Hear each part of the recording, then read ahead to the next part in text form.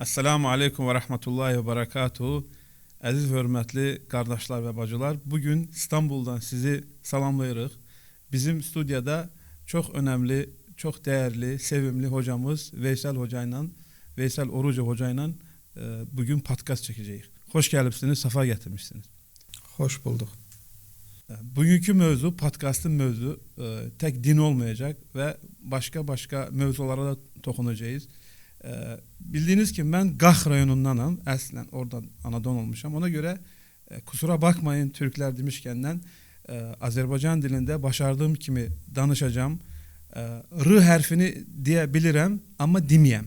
Hocayla biz İstanbul'da tanıştık ilk olarak 2018. ildə ama hocanı biz 2005. illərdən, 6-cı illərdən kasetlerden ve CD'lerden o vaxtı videolar yok idi. Oradan biz dinlədik və çoxlu faydalar gördük. Hocanın dərslərinin əsas mövzusu Qafqazdakı ata babamızdan bizə qalmış deməli kişilikdən, ondan sonra şücaətdən, ondan sonra böyüklərə hörmətdən, ana ataya hörmətdən və bu mövzulardan biz Veysel Hocanı sevdik ve dinledik. Ve birinci bizim bugünkü sorularımız biz kardeşlerden ben elan etmiştim ki biz podcast çekeceğiz Veysel Hocayla ve bazı sualları biz buraya yazmışız ve o sualları biz hocamıza soracağız. Birinci mövzu Azərbaycanda bildiğimiz kimi farklı millətlər yaşayır, mehriban yaşayır ve bu mövzuyla ilgili hocamıza ilk soru vermek istirdik. Bu barədə kendi fikirlerini paylaşsın. Bismillahirrahmanirrahim. Elhamdülillahi ve salatu ve selamu ala Resulillah ve ala alihi ve ashabihi ecma'in emma ba'd. Öncelikle Allah'a həmd eləyirəm bu görüşü, bu müzakirəni bizim için asanlaştırdı. Sonra bu stüdyanın qurucularına, müəssislərinə təşəkkür eləmək istəyirəm. Kərim qardaşımıza bu Huda Rus studiyasıdır adı, İstanbul'da yerləşir. Və qardaşlar, Allah bunlardan razı olsun, bu studiya vasitəsilə İslamla əlaqəli, orta yolla əlaqəli və müsəlmanları marifətləndirməklə əlaqəli bir çox verilişləri burada çəkirlər və burada da yayırlar. Sonra Fəxruddin qardaş, sənə təşəkkür etmək istəyirəm qardaş. Hansı ki bir uzun vaxtdır bu podkastı sən keçirmək istəyirdin və davamlı şəkildə soruşurdun, neynirdin, nəysə bu bugünə nəsib imiş. Mən mövzuya girmədən qabaq bir şey demək istəyirəm. Bəlkə xoşuma gələcək, bəlkə gəlməyəcək, bilmirəm. Sənə studiyanın, yəni dərsə, podkasta başlamazdan öncə də dedim ki, burada hər hansı bir sual məhdudiyyəti yoxdur. Təxminən hansı suallar verəcəksən, o da sənin öz işindir. Və istədiyin sualı, istədiyin formanı, hətta tənqidi belə açıq şəkildə eləyə bilərsən. Biz bunun qarşılığında, müqabilində nə edəcəyik? Bildiklərimizə cavab verəcəyik, bilmədiklərimizi də daha sonra öyrənməyə çalışacaq. Nəyi demək istəyirəm mövzuya girməzdən öncə? Sən Qax rayonundansan, Azərbaycanın Qax rayonundansan, sizin öz ləhcəniz var. Mən Gürcüstanın şərqində doğulmuşam, orada böyümüşəm. Bizim öz aksentimiz, öz ləhcəmiz var. Və yaxud da Qaxdan əlavə Zaqatalanın, Balakənin öz ləhcəsi var, Şəkinin öz ləhcəsi var, Bakının öz ləhcəsi var. Bizə lazım olan nədir? Bu ləhcələrlə, əlhamdülillah, biz kimisə hesaba çəkmirik, aksentlər ola bilər, amma biz bir Azərbaycan vətəndaşı kimi və yaxud da Azərbaycan kökənli kimi başda hər zaman öz dilimizi danışmağa həris olmalıyıq. Ola bilərsən Rusiyada böyümüşsən və yaxud da başqa bir Azərbaycanlı Ərəbistanda, başqa bir Azərbaycanlı filan yer, harda istəyirsən böyümüş olaq, biz öz ana dilimizi daima mükəmməl şəkildə danışmağa cəhd göstərməliyik. Ortada ləhcə işlədirik və yaxud da ləhcədən sözlər qatırıq. Bunlar heç bir dildə əslində tənqid olunmur. Nəyə görə? Bu da əslində coğrafiyanın gözəlliyindəndir. Bir şey də müsaadenle ona da toxunum. Bəzi adamlar tapırıq bizim coğrafiyada Azərbaycanlılardan. Öz aralarında baxırsan başqa dil danışırlar. Fərq etməz. Bu ərəb dili olsun, fərq etməz. Bu İngilis dili olsun, fərq etməz. Bu Rus dili olsun. Mənim bu şeyə baxışım yaxşı deyil. Mən bu şeyə doğru baxmıram. Biz fərqli dillər öyrənə bilərik, elhamdülillah. Bu gözəl bir şeydir. Bu elmdir, bu bilikdir, bu faydadır. Öyrənə bilərik. Elhamdülillah.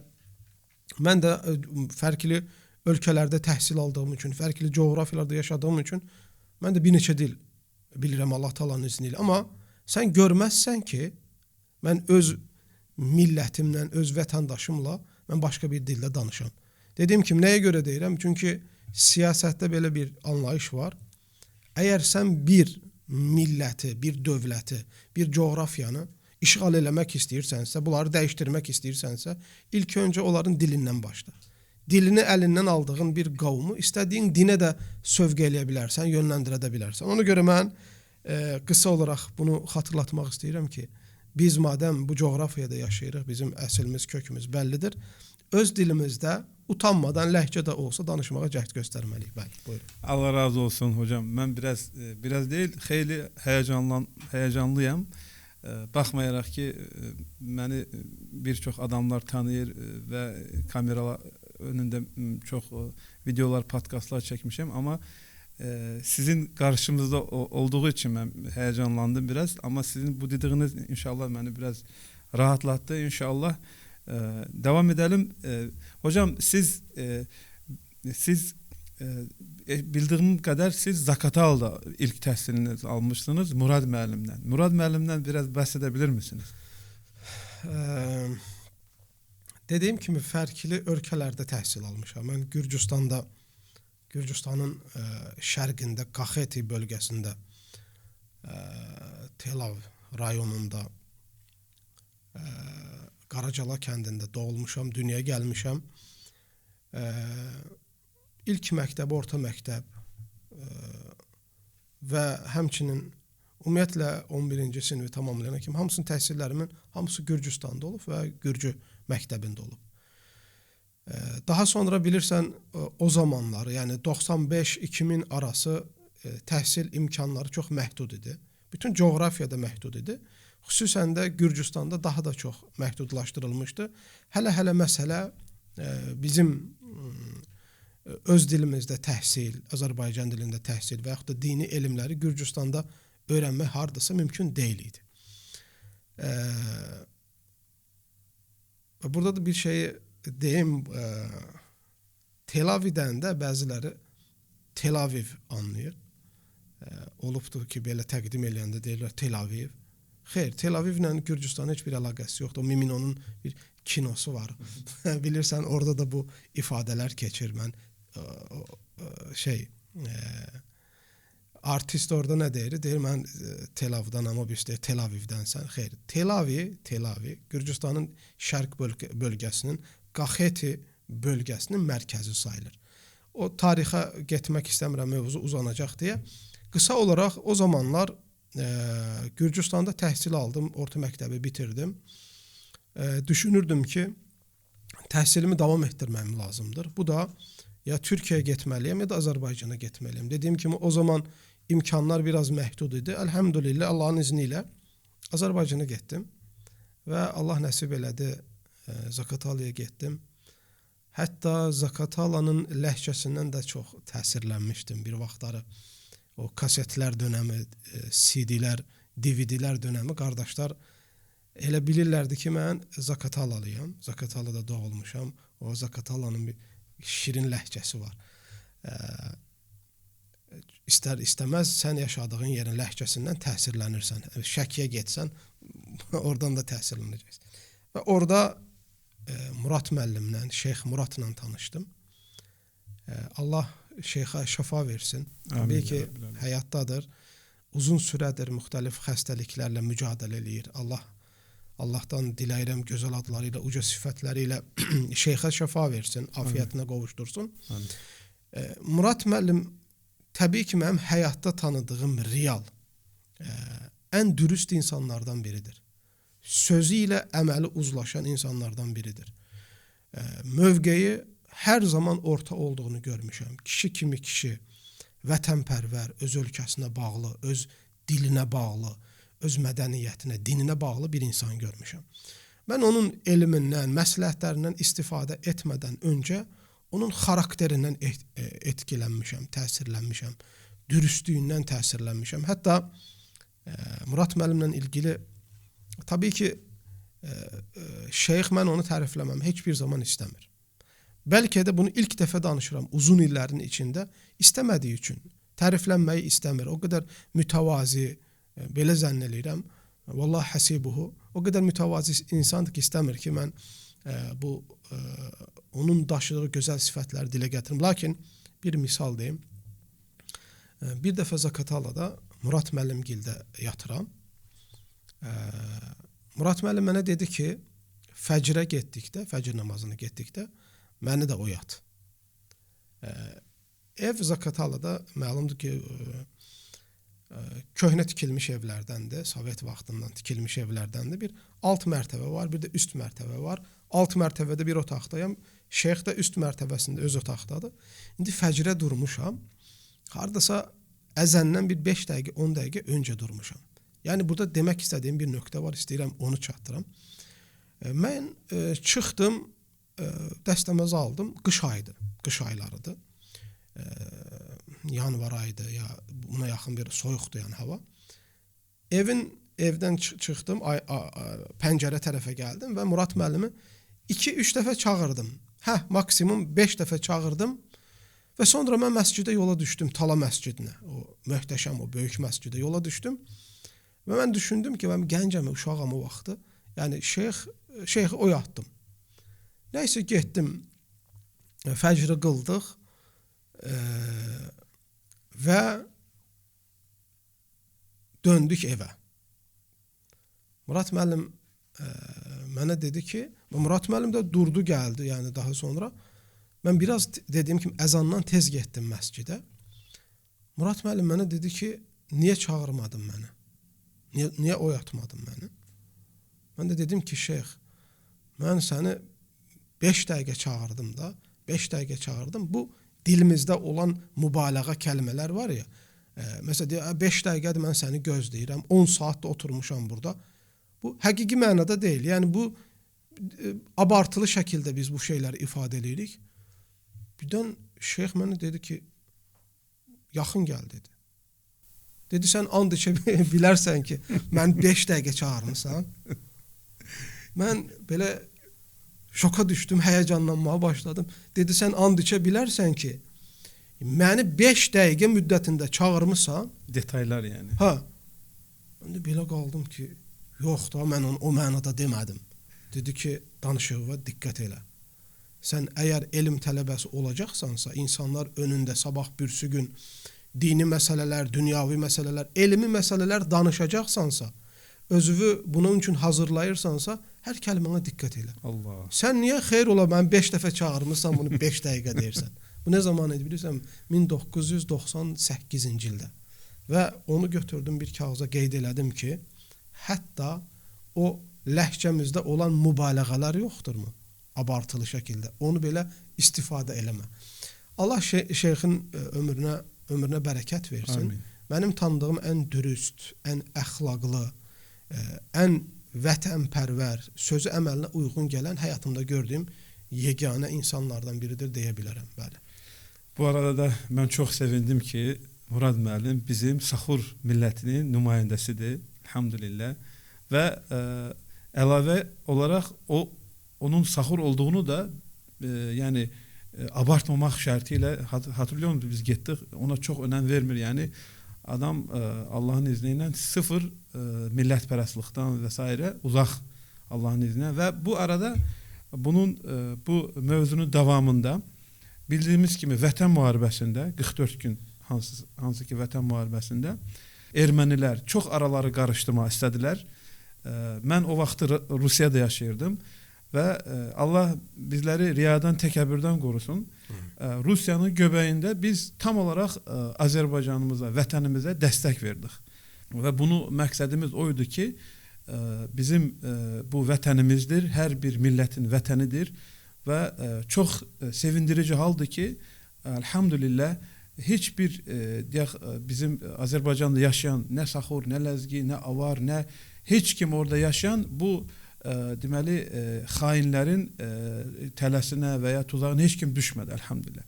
Bu arada da sizin də bu barədə fikirlərinizi, yəni bunu necə dəyərləndirirsiniz? Bizim bu Qafqazda bu birlik, bu deməli millətlər arası mehribançılıq daha da güclənsin deyə sizin görüşləriniz necədir? Yəni?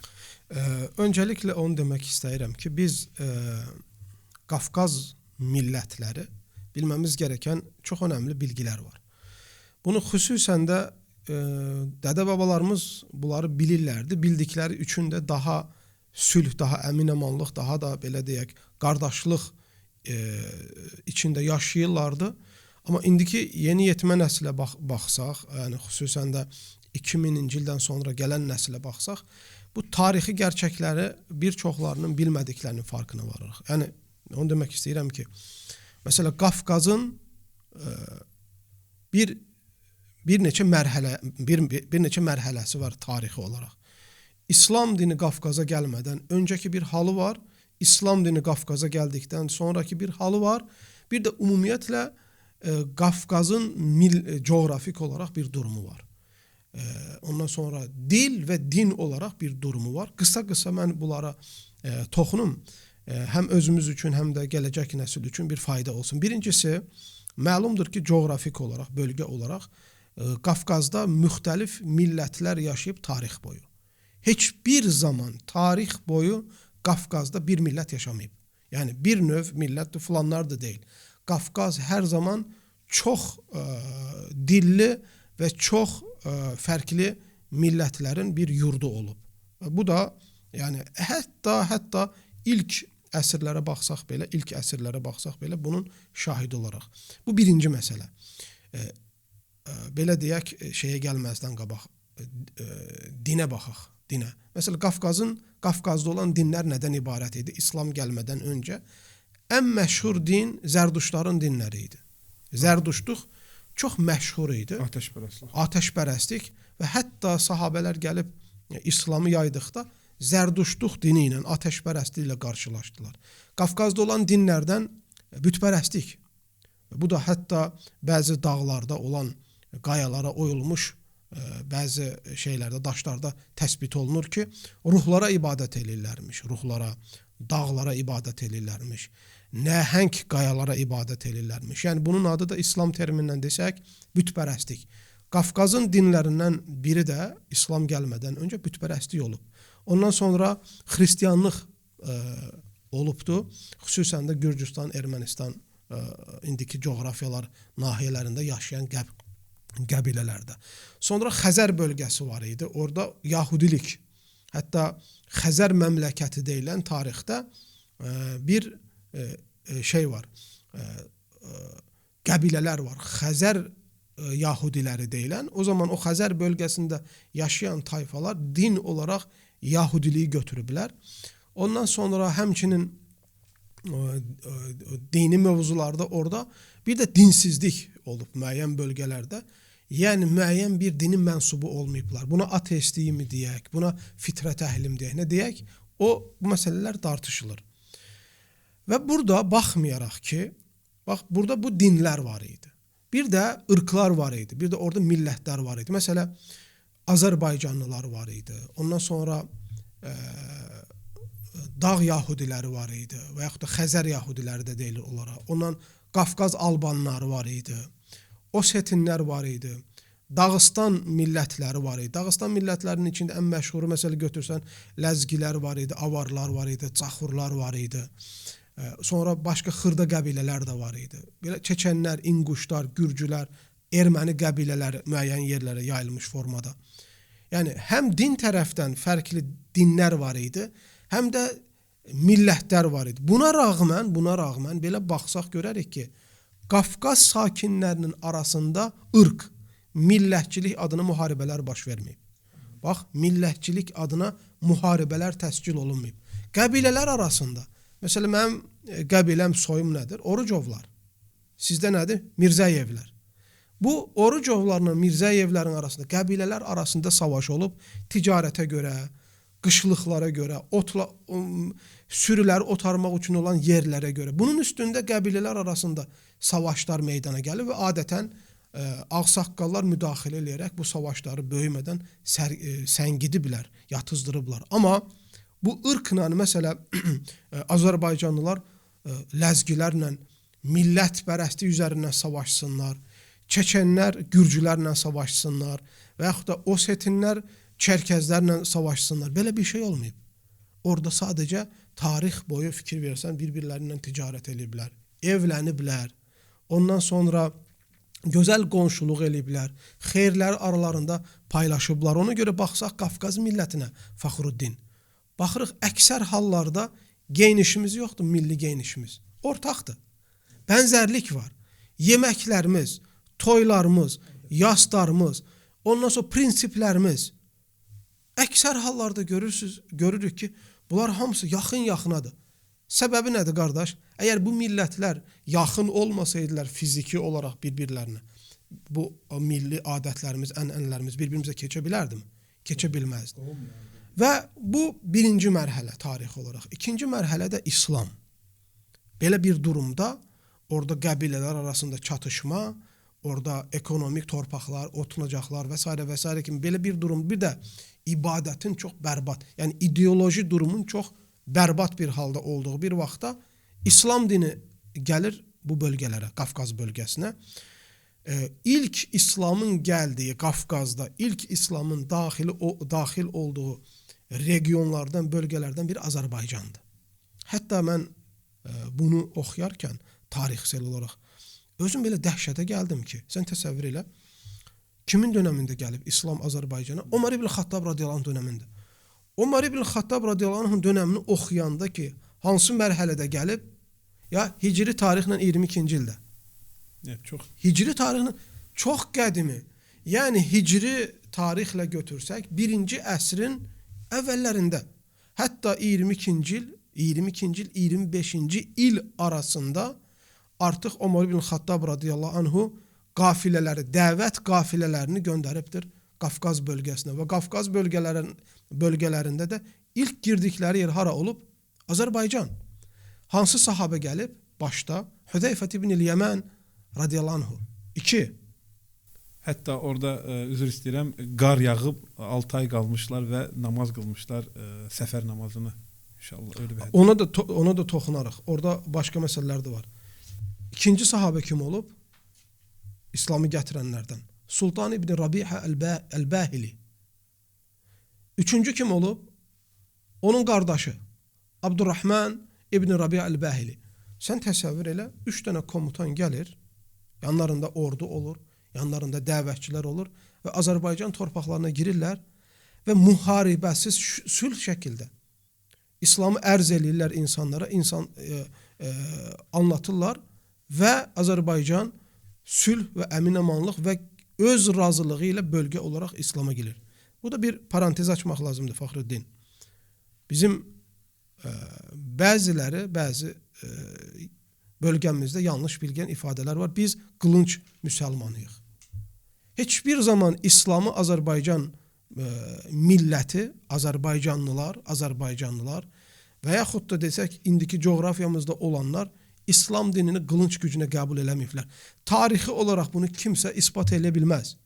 Bu, qılınc gücünə məzhəbdən məzhəbə keçmək cərəyanları olub sadəcə.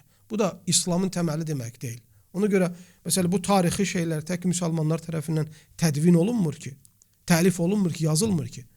Müstəşriqlər var, qeyri-müsəlmanlar var, tarixlə ilgilənənlər var. Hətta bir çox kitablar adı deyə bilərəm. İstəyənlər qayıtsın oraya, görərlər ki, İslamın Azərbaycana, bu bölgəyə girməsi müharibə ilə deyil, sülhlə olmuşdur. Deməli, 1-ci əsrdə haraya girir? Azərbaycana gəlir. Ondan sonra, Azərbaycandan sonra biraz müqavimət o vaxtı Xəzər yahudiləri ilə, o bölgədə yaşayanlarla biraz müqavimət göstəriblər. Lakin daha sonra sülhlə məsələ həll olub. Daha sonra 1-ci əsr, 3-cü əsr sıralarında Dağıstana keçir İslam dini. Və Dağıstanlılar əsl Dağıstanlılarla ilgili yazılanda kitablarda Orada bir ifadə keçir. Qafqazın əsl sakinləri deyilən. Yəni bu onu göstərir ki, oraya insanlar orada yaranmayıb ki, kimsə hardansa haraya köçüb. Bu köçmənlərin Qafqaz coğrafiyasını özünə vətən olaraq seçənlərin içində ilk oraya gələn qəbilələrdən, millətlərdən biri Dağıstanlılar olub. Ləzgilər olub, avarlar olub, caxurlar olub və başqaları olub. Və bunlar ən asan İslamı qəbul edən və mənimsəyən qəbilələrdən biri olub. Ondan sonra 3-cü, 5-ci əsrin arasında Dağıstanın təsiri ilə İslam dini Çeçenistana, İnguşetiyaya keçib. Oradan Kabardinlərə, Balqarlara keçib, Çərkəzlərə, Osetiyaya keçib. Bu bölgənin içində ən gec İslamın gəldiyi yerlərdən biri Gürcüstan, mənim yaşadığım ölkəm, vətənim. Gürcüstan olub və bura gec ulaşmağının səbəbi də Gürcüstanda o dağların, o qarların o maneliyi. İndi fikir ver.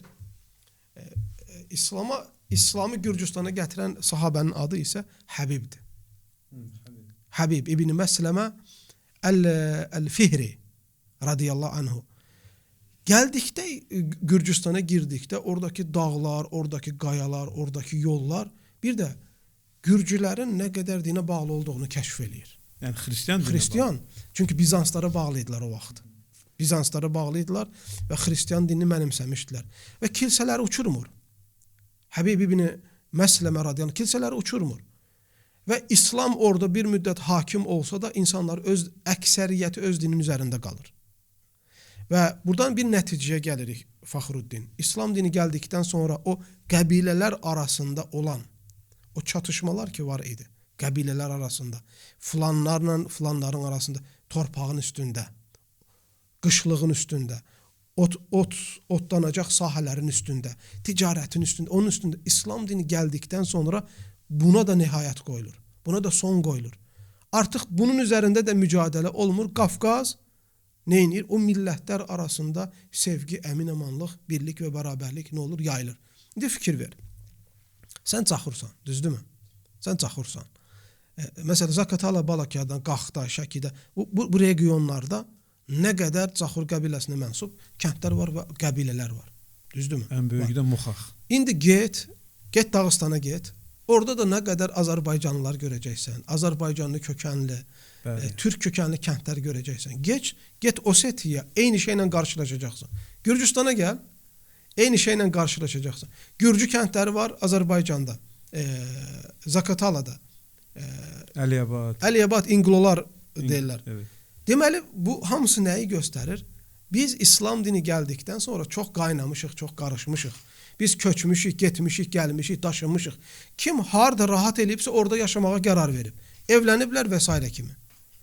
Bu qısa olaraq o nəticəyə gəlirik. Bizim coğrafiyamız, bizim tariximiz budur.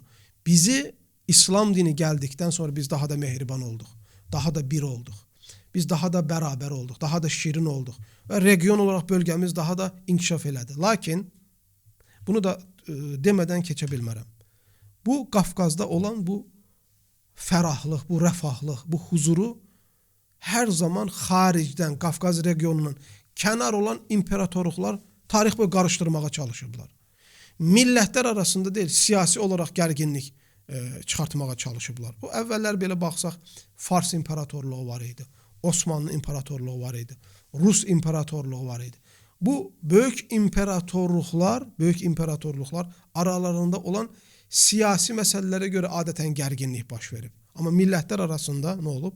Hər zaman sayğı, hörmət və birlik, bərabərliyə dəstək olub. Saxur köyündə Nizam-ül-Mülk zamanında ilk deməli Qafqazda 1075-ci ildə medresə qurulmuş və aynı medresə o zaman Gəncədə, Saxurda, İsfaxanda, ondan sonra Bağdadda, Səmərqandda və xəlifətin farklı yerlərində olmuş və deməli bu kakraz bu başqa məzhəblər hansılar ki bizim əhl-i sünnə məzhəbinə zidd məzhəblər yayılmasının qarşısını almaq üçün olmuşdur. Nizam-ül-Mülk hətta bugünkü gündə Suriyədə vaqflar var. Bəli. Suriyədə kitabxanalar var. Suriyədə mədrəsələr və məscidlər var. Nizam-ül-Mülkün təsis etdikləri. Bunun Qafqazda yayıldığını mən ilk dəfə eşidirəm. Saxur kəndində Zəkəriya Əl-Kəzvini kitabında Asarel Bilad ve Ahbarul İbad Evet. kitabında bunu qeyd olunur və deyilir ki, burada ilk olarak İmam Şafii'nin deməli tələbəsi, İmam Şafii'nin tələbəsi Şeyx Muzani'nin Muxtasar-ı Muzani kitabını qədim o vaxtdakı Lakzan dilinə, yəni o vaxtı leklər, yəni bu ləzgilər, qısaca ərəblər bunlara lek deyibləmiş, Lakzan dili olmuş. İndi fərqli dillərə çevrilib və orada o kitabı tərcümə ediblər və ondan sonra İmam Şafii'nin məzhəbi bütün Qafqaza yayılıbdı. Bu Zekeriya el-Kəzvinin kitabında geçir. Xüsusən də Şimala, Çeçenistana və s. İnguşetiya hər yerə. Bir də şunu qeyd etmək istəyirəm, çoxları bilmir. Yəni bir problem var. Yəni problem yoxdur əslində, o problemi yaratmaq istəyirlər bəzi qüvvələr. Yəni bizim Azərbaycanda birliyimizi pozan, yəni ermənilər deyək, belə deyək, ermənilərə onlar bu hamleler yapıyorlar Türk demişken ama elhamdülillah her zaman boşa çıkır. Çünkü bizler varıq onların önünde ve onlara biz inşallah fırsat vermərik.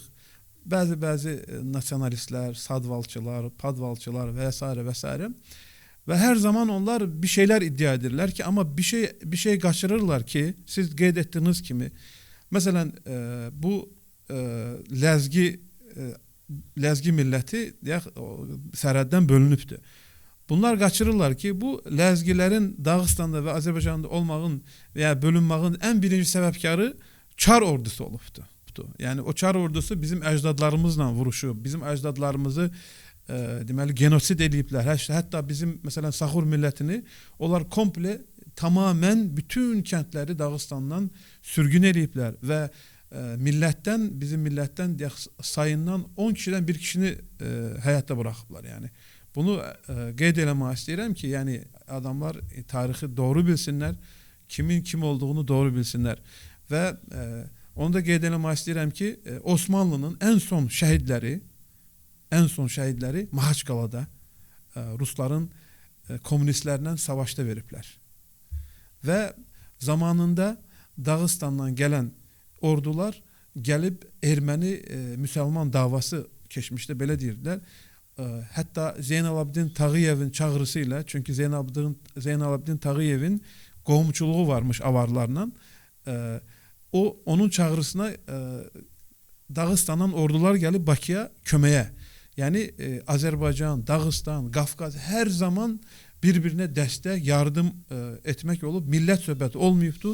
Hətta bu tarixdə də erməni və müsəlman davası kimi keçir yəni. Onu qeyd eləmək istirdim şeyx. Sizin sözünüzə əlavə olaraq. Hocam bir önemli məsələyə toxunmaq istəyirəm. Bilirsiniz Azərbaycanda bölünmə var. Qardaşlar bölünübdür, filan kəskidir, şucudur. O deyir ona qulaq asma, bu deyir buna qulaq asma. Bunun səbəbləri nədir və bunu nasıl çözə biliriz? Fəxri, bu geniş mövzudur. Yəni İslam aləminə baxsaq bir çox yerlərdə bölünmələr, parçalanmalar var. Qafqazda da baxsaq, Qafqazda da var. Lakin nisbətən Azərbaycanda bu sanki daha çoxdur. Bu bölünmə, parçalanmaları. Bugün belə baxsaq sahəyə bir tayfa var. Bugün bir qrup var. Azərbaycanı bugün elə təqdim eləyir ki, sanki Azərbaycanda bir dini qruplar var və bu dövlət üçün, coğrafiya üçün çox təhlükəlidir. Bax, belə bir obraz təqdim eləyirlər. Yəni, güya Azərbaycanda böyük bir təhlükə var, böyük bir kütlə var ki, bunlar dövləti alt-üst eləyərlər, hökuməti endirərlər, bunlar bölgə üçün çox təhlükəlidir və bu tayfa, bu kütlə güya hamilərdir. Bunlar sadəcə bunu qoruya bilirlər. Və bunu önə sürərkən də çox yalanlar, ondan sonra iftiralar, əslində əhl-i sünnənin yolu olmayan mənhəclərə baş atırlar, can atırlar, yol atırlar. Bunu da nəyin altında? Bunun da sələflik altında, bunun da orta yol altında belə bir tayfanın, qruplaşmaların olduğunu görürük. Halbuki, bunu nəyə görə deyirəm? Mən Qafqazlı olduğum üçün, coğrafiyanın adamı olduğum üçün, hətta İslamın Sovetlər Birliyinin ayrıldıqdan sonra ən yayılmağa başladığı dönəmindən bu günə kimi bölgəyə şahid olduğum üçün mən bunu rahat danışa bilirəm. Halbuki belə baxsaq Azərbaycanda elhamdülillah belə bir təhlükə yoxdur. Xüsusən də Azərbaycandan hətta Sovetin ən qatı vaxtında belə dindarlar, məscidlər, ibadət edənlər əksik olmayıb. Sadəcə burada əllərinə nə qədər dini materiallar keçib, nə qədər dini öyrənə biliblər, o qədər insanlar dini yaşamağa çalışıblar. Müstəqillikdən sonra müxtəlif ölkələrdən, ərəblərdən, türklərdən, nə bilim, müxtəlif yerlərdən dəvətçilər gəldi.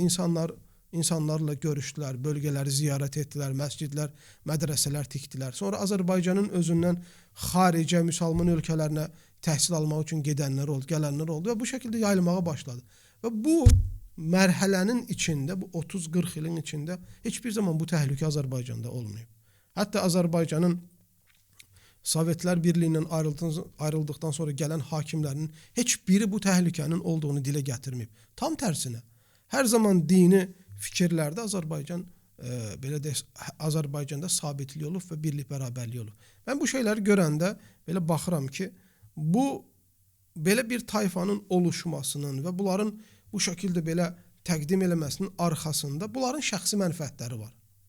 Bu nə Azərbaycana xidmət deyil, nə İslam dininə xidmət deyil, nə Azərbaycan coğrafiyasında yaşayan müxtəlif millətlərə xidmət deyil. Bu bir daşın üstünə qoyan bir ideya deyil bu.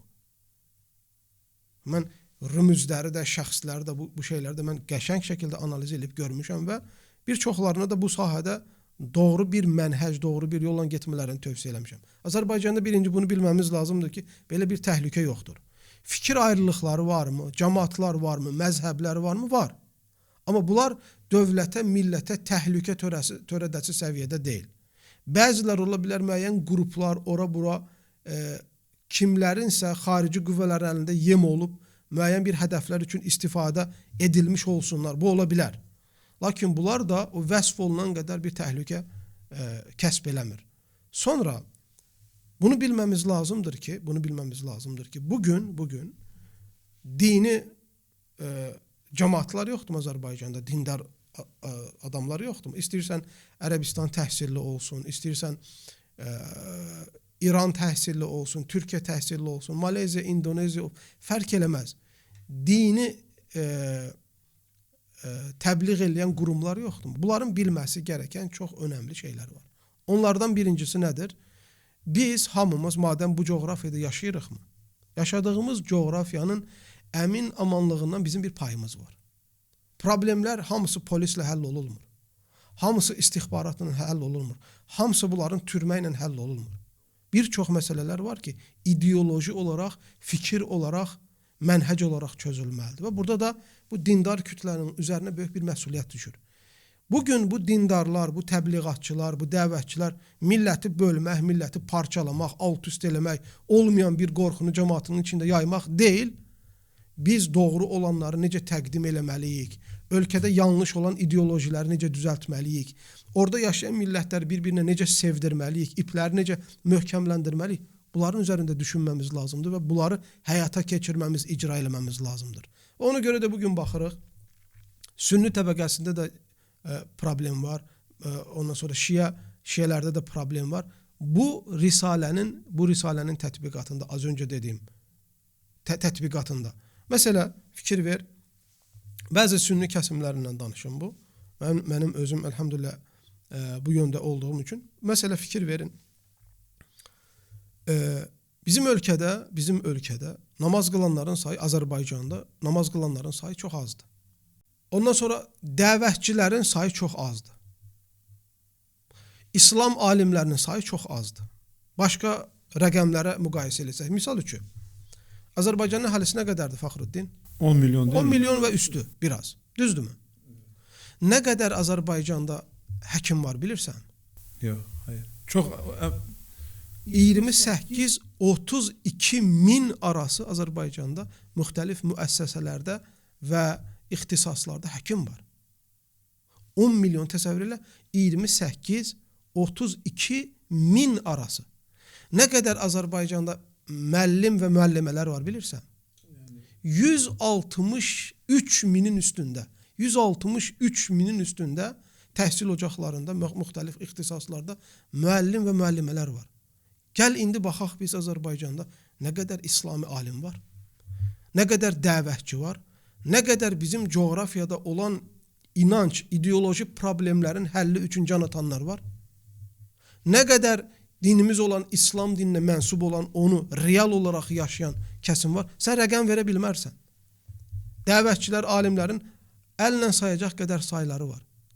Və indi sən təsəvvür elə, bizim ölkədə, məsələ, statiklərə baxdım, 2500 Azərbaycanda məscidi var. İndi tikilmişdən getmir. Hətta Sovet dönəmindən öncə tikilənləri də nəzərə alsaq, haradasa bunlardan 1000-i fəaliyyət göstərmir. Ya uçurulub Sovet dönəmində, ya axıra çevrilib, ya tərk olunub, ya təmiri dayandırılıb, ya təmir üçün dayandırılıb və s. kimi. Yəni, haradasa %40-ı bunların fəaliyyətini dayandırılıb.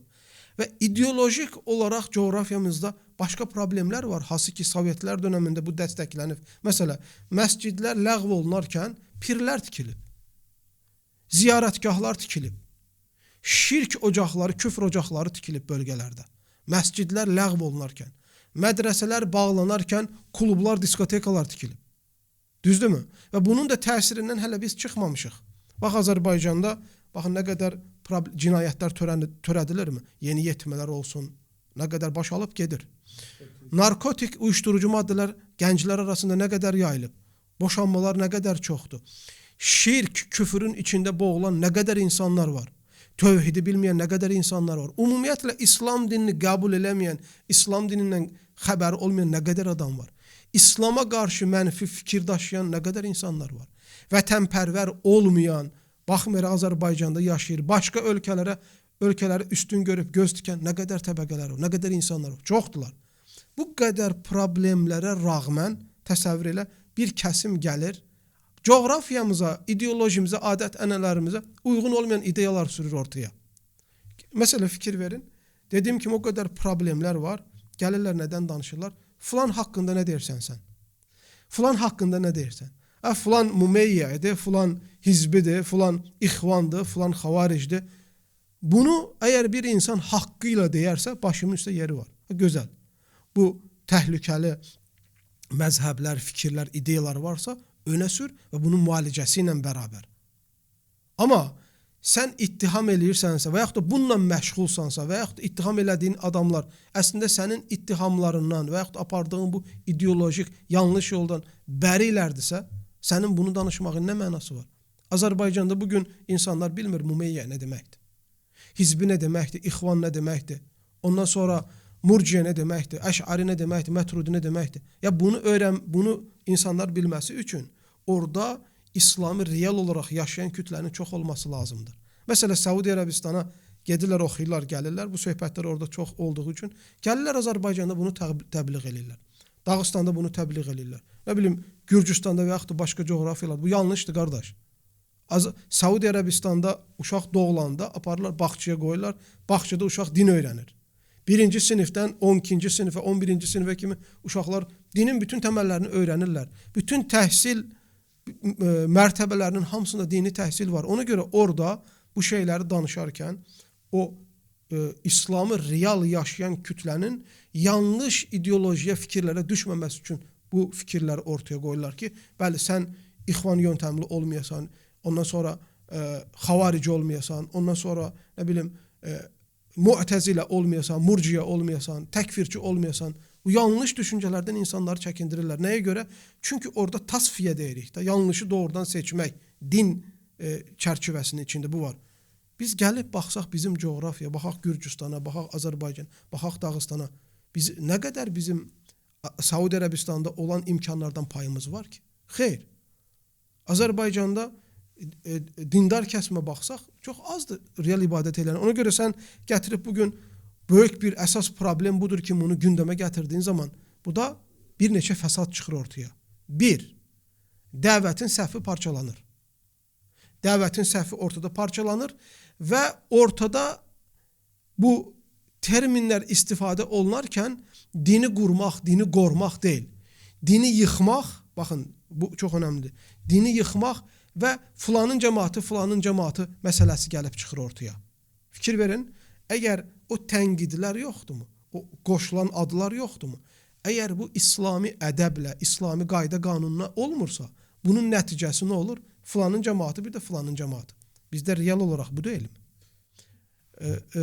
Üzürlü say, mən fikrimi tamamlayayım. Real olaraq budur. Sən kimin cəmaatındansan? İslamda kimin cəmaatından deyəsən bir söhbət yoxdur. İslam dinində Muhammed sallallahu aleyhi və səlləm var, bir də onun yolunun davamçıları var. Allah Teala Quran-ı Kərimdə nə deyir? Qul hâzihi səbili əd'u ilallahi alə basiratin ənə və mən ittəbə'ani. De, bu mənim yolumdur. Mən Allahın yoluna bəsirət üzrə dəvət edirəm. Mən və mənim tabiçilərim. Biz bugün Muhammed sallallahu aleyhi və səlləmin tabiçisiyik. Onun yolu ilə getməliyik. Filanın cəmaatı, Fehmanın cəmaatı olmamalıdır. Bu məfhum da olmamalıdır. Bu nə ölkəmizə xidmət eləmir, nə dinimizə xidmət eləmir, nə coğrafiyamıza xidmət eləmir. Birinci fəsad nədir? Baxın, bu cür dedikoduların, ad yaxmaların, ondan sonrası şeyin arxasında əsas iki hədəf var. Bir, şəxsi mənfəət. Yəni, sanki bu şeyləri önə sürərkən o kütlə, bayaq dediyim o tayfa hökumətə nəyi göstərir? Baxın, biz ən doğru olanlarıq. İmam bizi qoyun, bizə vəzifə verin, bizə imkanlar yaradın. Bax, bizik. O birislərin hamısı yanlışdır. Bunun arxasında, əslində pərdə arxasında şəxsi mənfəət, kəpik-küpük din adı altında axtarmaqdır.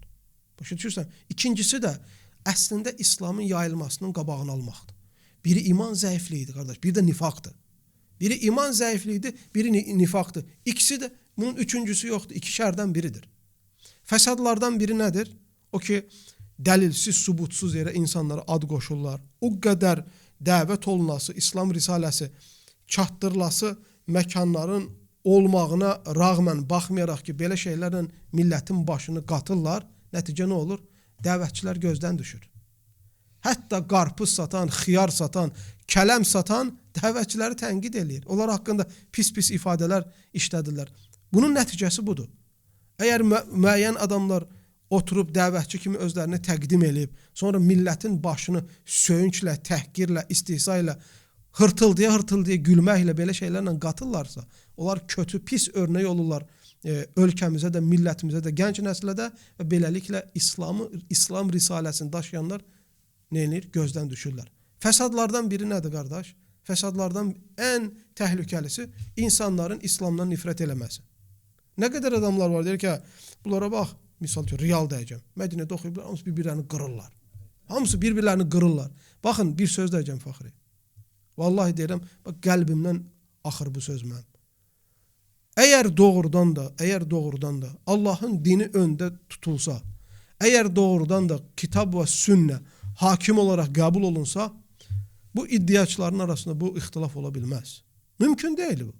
Allah Teala Quran-ı Kərimdə deyir ki: "Və la tanaza'u fetefşelu ve tezhebe rihukum wasbiru innallaha ma'as-sabirin." Siz tartışmayın. Bak, birbirinize ad qoşmayın, birbirinize iftira atmayın, birbirinize böhtan atmayın və hikmətli olun. Yoxsa zəifləyərsiniz, heybətiniz gedər, səbirli olun. Yəni bu ayəti biz bildikdən sonra niyə həyatımızda icra eləmirik ki? Niyə qorxaq olur ki bir dəvətçi? Niyə cəsarətsiz olur ki bir dəvətçi? Niyə şərbaz olur ki bir dəvətçi? Niyə İslam dinini önə sürüb altından qəpik-küpük qazanmaq üçün dinini satmalıdır ki bir dəvətçi? Əgər biz həqiqəti, haqqı istəyiriksə doğrudan da, İslamın doğru şəkildə yayılmağını istəyiriksə, biz bunu oturub üz-üzə danışıb çözməyə cəhd göstərməmiz lazımdır. Oturub danışmamız lazımdır. Mən səndə bir yanlış görürəmsə, sənin qabağında oturub onu üzvə deyəsi və onu sana ispat eləyəsi qədər məndə həm elm olmalıdır, həm cəsarət olmalıdır, həm də kişilik olmalıdır. Baxın, bundan qaçanlar bu vəsflərin heç birini daşamır. Nə cəsarət daşamırlar, nə kişilik vəsfini daşamırlar, nə həqiqi elm əhlinin sifətini daşamırlar. Və meydan adətən beləsilərin əlində qaldığı üçün bəzi regionlar, bəzi yerlərdə bu qədər fəsadlar çıxır bölgədə ortaya. Sual verirəm. Bu cür olsa, meydan hası ki belədir, bəzi yerlərdə, hər yerdə demirəm, bu bir ölkənin, müsəlmanlarının, sakinlərinin, dövlətimizin faydasına ola bilərmi, xeyrinə ola bilərmi? Bu ancaq şər qapısı aça bilər, doğrudurmu? Ona görə qardaşlar, mən bütün qardaşlardan və bacılardan onu bilmələrini istəyirəm ki, baxın, bacıların və qardaşların bu məsələyə çox diqqət etmələri lazımdır. Hər islah iddia edən islahçı deyil. Hər İslamı iddia edən müsəlman deyil. Hər sələfliyi iddia edən onların yolu ilə getmir. Və bunları mütləq real dəlillərlə insan isbat eləməlidir. Məsələn, bir şey də deyim qardaş, söz düşmüşkən, ortaya çıxma eləyərkən. Məsələ fikir verin. Əgər bir bölgədə dəvətçi kimi təqdim olunanlar, elm adamlar kimi təqdim olunanlar özləri real həyatlarında əməli olsun, fikir ayrılığı olsun, ixtilaflar olsun, kitab və sünnəni özləri həyatlarında hakim tutmazlarsa, avam cəmaata, təhsilsiz olan cəmaata və yaxud da İslamda yeni olan, İslamı dərindən bilməyən insanlara örnek ola bilərlərmi? Hayır. O zaman da nə olacaq? Bu reallaşmadığı üçün bizim Azərbaycandakı millətin çoxuna fikir verin, bizim tələbələrə qulaq asmırlar. Başqa ölkələrin adamlarına qulaq asırlar. Nə qədəri olubdur ki, vallahi deyirəm. Bax, vallahi deyirəm, Azərbaycanlılar, minlərlə qardaşlar sosial şəbəkə üzərindən və yaxud da ətrafımdakı olan insanlar üzərindən mənə suallar yönləndirirlər, dərdlərini danışmaq istəyirlər və yaxud da məsləhət almaq istəyirlər. Mənim bir dənə sadəcə cavabım olur. Qardaş, Azərbaycanda yüzlərlə tələbə var. Siz niyə onlardan soruşmursunuz ki? Hər bölgədən oxumuş tələbələr var və yüzlərlə. Niyə onlardan soruşmursunuz ki, siz məndən soruşursunuz? Xoşa gəlməyən şeylər deyirlər tələbələr haqqında. Güvənmədiklərini, etibar eləmədiklərini. Hətta bəziləri çox çirkin ifadələr, at izi, it izinə qarışıb. Biz artıq başqa adamlardan dinləyirik. Ondan sonra da nə iddia olunur? Hər şey gözəldir, dəvət gedir. Elə deyil. Elə deyil qardaş da. Mən inşallah fürsət olsa Bakıda olan səfərimdən də danışacağım və gördüklərimdən də danışacağım. Bəli. Hocam, tam olarak bu mövzunun davamında Sovyet devrində bildiyimiz kimi İslamdan bir xəbər, yəni o vaxtı İslamı məhdudiyyət vardır. Allah hamı kimin valideynləri Allahın haqqına qovuşubsa, iman üzrə kim Allahın önünə, huzuruna çıxıbsa, Allah rəhmət eləsin hər kəsə. Mən bu mövzunun davamı olaraq buradan bir özüm müraciət eləmək istəyirəm. Bir də sizdən də xahiş eləmək istəyirəm ki, mən desəm ki, mənim əmim var, mənim dayım var, mənim xalam var, mənim bibim var. Mənim yaşında olan qardaşların da mühtəmələn onların da dayıları, əmiləri, xalaları, bibiləri, anaları, ataları var ki, hansılar ki Sovet devrindən elə bil ki bu zamana qədər namaz qılmayıblar, tam olaraq riayət eləmirlər dinin bütün əməllərini, amma onların ədəbi, onların əxlaqı, onların dürüstlüğü, onların kişiliği, onların sözün üstündə durmağı əmanəti hələ bizdən ötəri örnəkdir. Mən bizim ailəmi, bizim nəslimi tərifləyib demirəm. Bu bütün nəsillərdə, bütün ailələrdə bu yəni keçmiş bagaj olan adamlar və siz dediyiniz kimi onlar da bizə baxırlar. Baxırlar. Onlara biz gəlib dəvət edəndə onlar deyirlər ki, ha bu başa düşə bilməyik. Siz filan kəsçi, ona qulaq asma, buna qulaq asma. Siz hələ bir-birinin aranızda bir yol tuta bilmirsiniz. Siz bizə gəlib yol mu öyrətəcəksiniz? Amma bu söhbətin məqsədi nə idi? Nəyə görə açdım? Birinci dua eləyək ki, inşallah ki bu bizim bu dərsimizi, bizim bu podkastımızı bizim yaxın əmilərimiz, dayılarımız, xalalarımız, bibilərimiz, qohumlarımız görsünlər ki, biz onları çox sevirik. Biz onlara çox hörmət eləyirik. Biz heç şübhəmiz yoxdur ki, siz vallahi bizdən daha çox müdriksiniz. Bizdən daha çox, çoxlarımızdan daha çox ədəb, əxlaq sahibisiniz və biz istəyirik, Allahdan dua edirik ki, siz o müdrikliklə bizim önümüzdə imam olun, bizə örnək olun, biz də sizin peşindən elə bil ki, gedək və sizə də xahiş eləmək istəyirəm ki, mənim əmimə, mənim dayıma, mənim xalama, mənim bibimə və həmçinin mənim kimi qardaşlarına, qohumlarına bir müraciət edin bu konuda. Açığı tabii ki bizim Azərbaycanlı olaraq, Qafqaz sakinləri olaraq son 100 ilin içində üzərimizdə böyük təzyiqlər tətbiq olunub. Yəni 1919-cu ildən ta 1990-cı ilə kimi. Bu təxmini 70 ilin içində biz Qafqaz müsəlman sakinləri deyim, müxtəlif bölgələrdə olmamıza baxmayaraq o dönəmdə yaşayan insanlara böyük əxlaqi təzyiqlər göstərilib, dini təzyiqlər göstərilib, ideoloji təzyiqlər göstərilib ki, bu şeylərin hamısından insanlar tənəzzül eləsinlər. Nəinki Allahın varlığı, Muhammed sallallahu aleyhi və səlləmin peyğəmbərliyi, əxlaqi məsələlərin də ortadan qalxmağını istəyiblər. İdeya bu idi. Allah yoxdur, axirət yoxdur, dinə inanmayın və siz yəni sərbəst olun bu məsələlərdə. Ona görə məsələ Sovetlər dönəmində zina məşhur o idi. Yəni bir adam zina elədi, deyir, götürüb o adamı məsələ hər hansı bir cəza tətbiq eləmirlərdi. Əsas baxırlardı ki, təcavüz olmasın, yəni zorlama olmasın. Ondan sonra buna bənzər məsələ ideolojik olaraq bir insan bir şeydən çəkinməyəndən sonra sən onu qanunla tamamilə sən çəkindirə bilmərsən. Baxın, inancla düzələn məsələ qalıcıdır. Qorxu ilə düzələn məsələ müvəqqətidir. Qorxu ortadan qalxsa, həmən şey qaydacaq. Misal üçün, sən qanun çıxardırsan ki, oğurluq eləsən, 1 kilo dəmirə 1 il türmə var. Düzdürmü? Adam nə edəcək? O 1 il türməyə girməmək üçün 1 kilo dəmiri oğramayacaq. Niyə? Türməyə girməkdən qorxduğu üçün. O qanun sabah qalxsa nə olacaq? Oğurluq davam eləyəcək. Amma bir adam inanc olaraq bilsə ki, Allah Azza və Cəllənin dinində sənin oğurluq etməyin icazəli deyil. Başqasının haqqına girə bilmərsən, bunun qiyamət günü bir hesabı olacaq. O, müsəlman olduğu sürəcə, inancı daşıdığı sürəcə onun əlini vurmayacaq.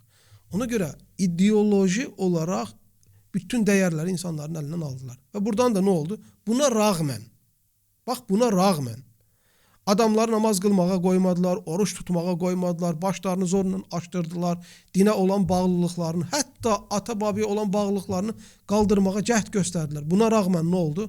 Bizim atalarımız, babalarımız, əmlərimiz, dayılarımız, qohum-əqrabalarımız milli dəyərlərə sadiq qaldılar. Bax, vəfa var idi. Biz qonşularla böyümüşük. Qonşularla böyümüşük. Evdə təndirə əhbəh deyirik də. Biz əhbəh yapanda, çörək yapanda kündəni artıq eləyirlərdi ki, mənim 4 dənə qonşum var, hərəsinə 2 çörək verəcəm. Evdə çörək, yemək bişəndə suyunu artıq eləyirlərdi ki, bir cəmmən qonşuya şorba verəcəm. Biz harada gecəliyirdik, orada yatırdıq. İnsanlarda milli dəyərlərə sayğı var idi, vəfa var idi. Torba tikmək, aldatmaq, xəyanət çox nadir idi. Mən bir real gətirim, yəni bu şeyi dəstəkləmək üçün. Bizim kənddə baxırdım, 90-cı illəri mən yadıma düşən vaxtları deyim, 80-90 arası deyim, ta 2000-ci ilə kimi. Mən bizim kənddə, baxmayaraq Gürcüstanın ən böyük kəndlərindən biri bizim kənd, mən eşitmirdim ki, kimsə boşanır.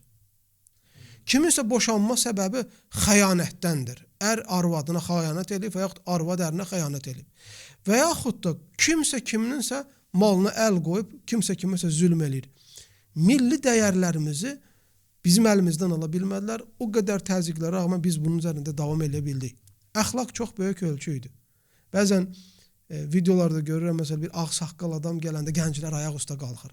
Bu Çeçənlərdə, Dağıstanlarda, bəzi Azərbaycanın regionlarında, Gürcüstanda da hələ davam eləyir. Mən çıxdığım ailədən, mən babamı görmüşəm, atayım atasını görmüşəm, atamın öz atasına müamiləsini görmüşəm. Ona görə də mən bugün bu yaşıma rağmen mən atamın qabağında hələm ayağımı uzatmamışam. Atam oturan yerdə mən uzanmamışam. Atam mənə demir ki, sən uzana bilmərsən. Çünki mən bunu görməmişəm. Atam da eyni idi.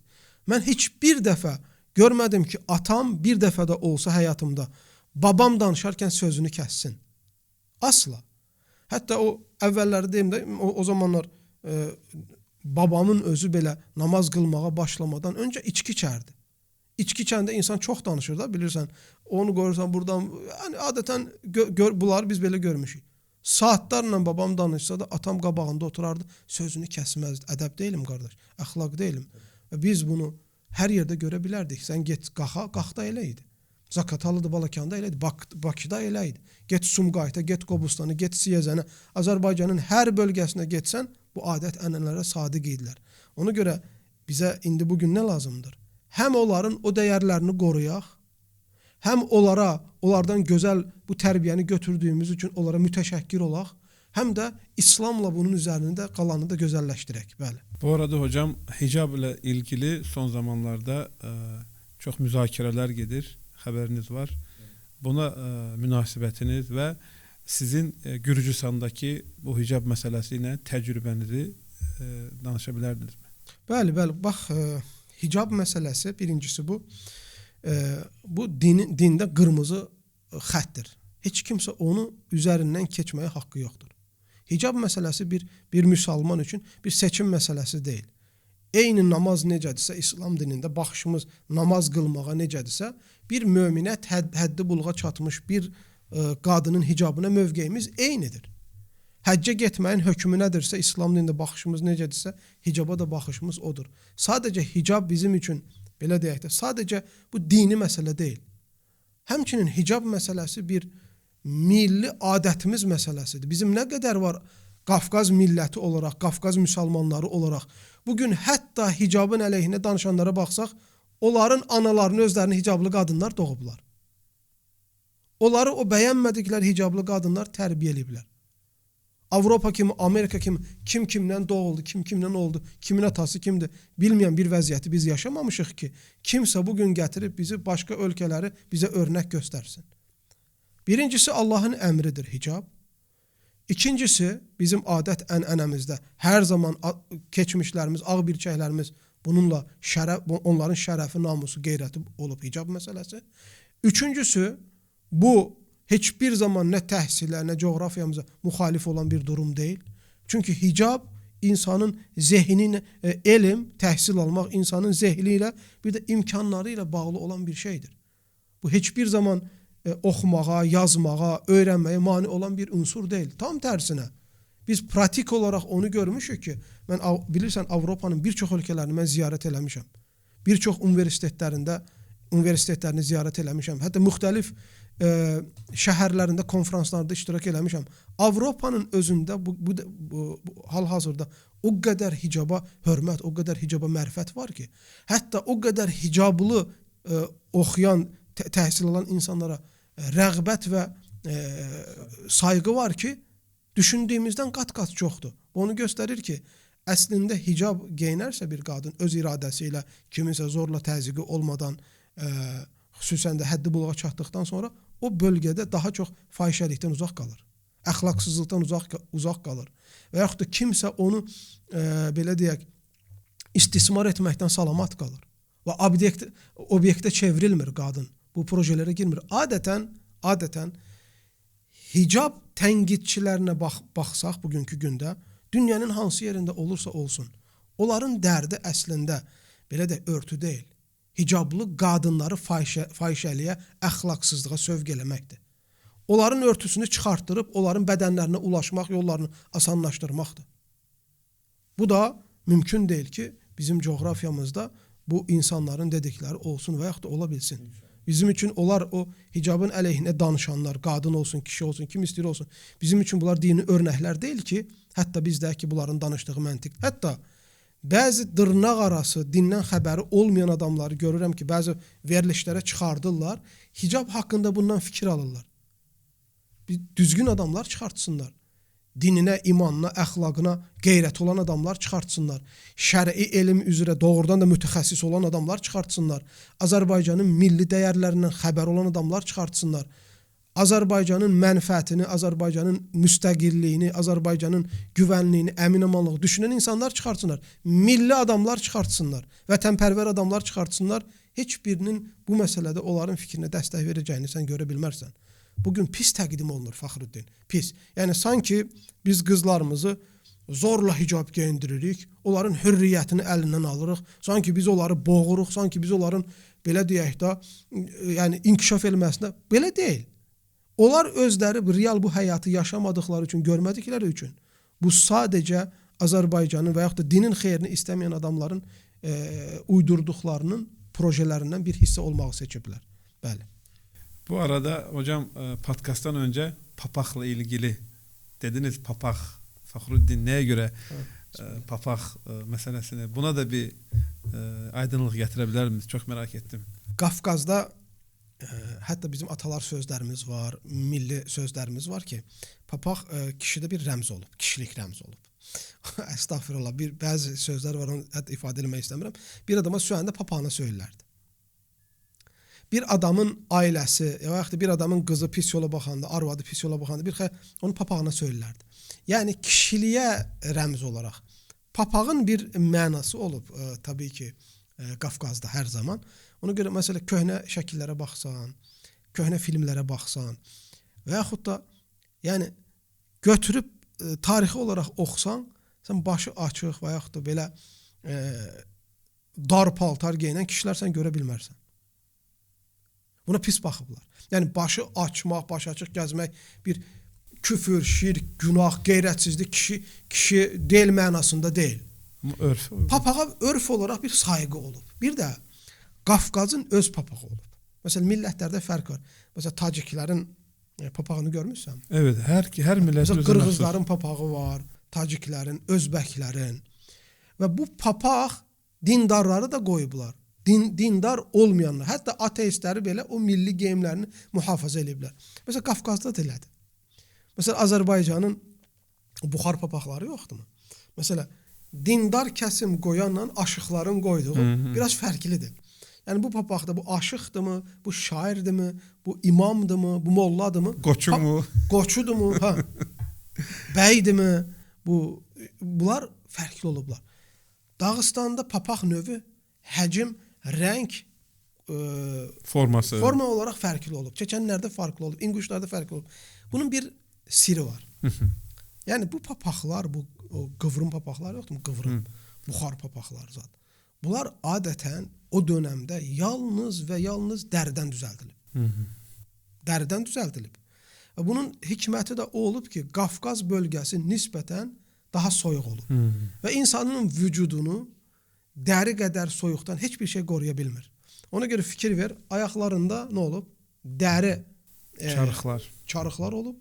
Hətta qoyun dərisinin içinin yunu olub, o yunu qırxmayıblar.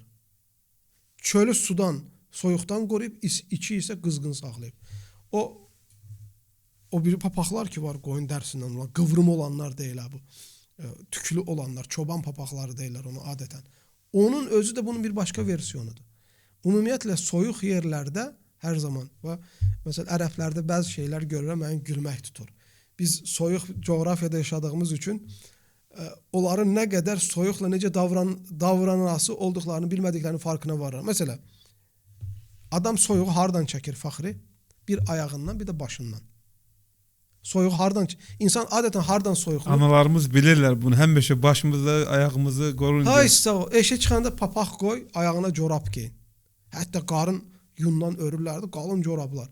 Soyuq insan adətən ya başından soyuqlayır, ya da ayağından soyuqlayır. Qafqazlılar hər zaman ayaqlarını qoruyublar və başlarını qoyub. Başlarını papaqlarla və bir də o uzun bodu çəkmələrlə. İndi ərəblərdə görürəm, qış ayları olanda, bir də Gürcüstana gəlirlər. Qardaş, yanvar ayıdır. Minus 5 dərəcə soyuq var. Hər yer buzdur, dondurmadır. Başına papaq qoyub, qalın geyinib, ayağı yalın şəfqətə gəlir. Qardaş, sən hara gəlmirsən? Hətta soyuq olanda harayı qorumaq lazımdır, adamlar bilmirlər. Bizdə yəni bu məsələlər belə. Əziz tamaşaçılar, siz bu podkastda Şeyx Veysel'dən daha çox dini və dinin qəliz məsələləri barəsində bəlkə eşitmək istədiniz, amma biz gördüyünüz kimi fərqli məsələlərə toxunduq.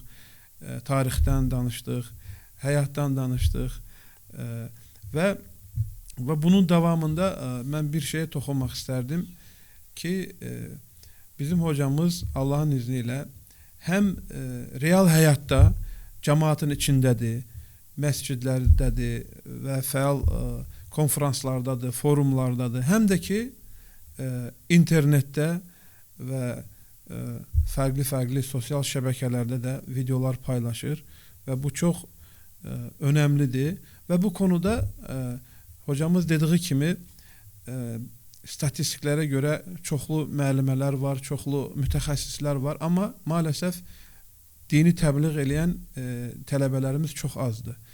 Və hocam soru şu, blogerlər, hansılar ki, məsələn, sizin tələbələriniz və yaxud bir müsəlmandır, aydındır, dindən xəbəri var, halalın, haramın olduğunu bilir. Onların deməli omuzlarında da varmı bu dəvət? Onlar da məsələn sosial şəbəkədə dindən, İslamdan danışmalıdırlarmı və bunun sınırları nədir? Nasıl onlar bunu yapmalıdırlar yəni? Mən qısa olaraq bu çox önəmli məsələdir. Mən istəyirəm Allahın izni ilə bu məsələ gözəl şəkildə bilinə. Çünki bunun üzərinə böyük hökmlər, böyük fəsadlar və böyük mənfəətlər qurulur. Bu məsələdə yanlış olanda bunun bədəli də ağır olur. Bu məsələdə doğru olarsa bunun faydası, xeyri də həmişə çox olur. Birincisi, bilməmiz lazımdır ki, İslamı təbliğ eləmək, İslamı yaymaq, dəvət eləmək hər bir müsəlman üçün fardu ayndır. Hər bir müsəlman üçün fərzdir. İslam dinini təbliğ eləmək sadəcə imamların, qazilərin, elm tələbələrinin, alimlərin işi deyil. Hər bir la ilahə illallah dən müsəlman olan adama Şeyx İbn Baz rahmehullah fətvalar kitabında demişkən vacibdir, fərzdir. Amma önəmli şərt nədir? Hər kəs bacardığı və bildiyi qədər.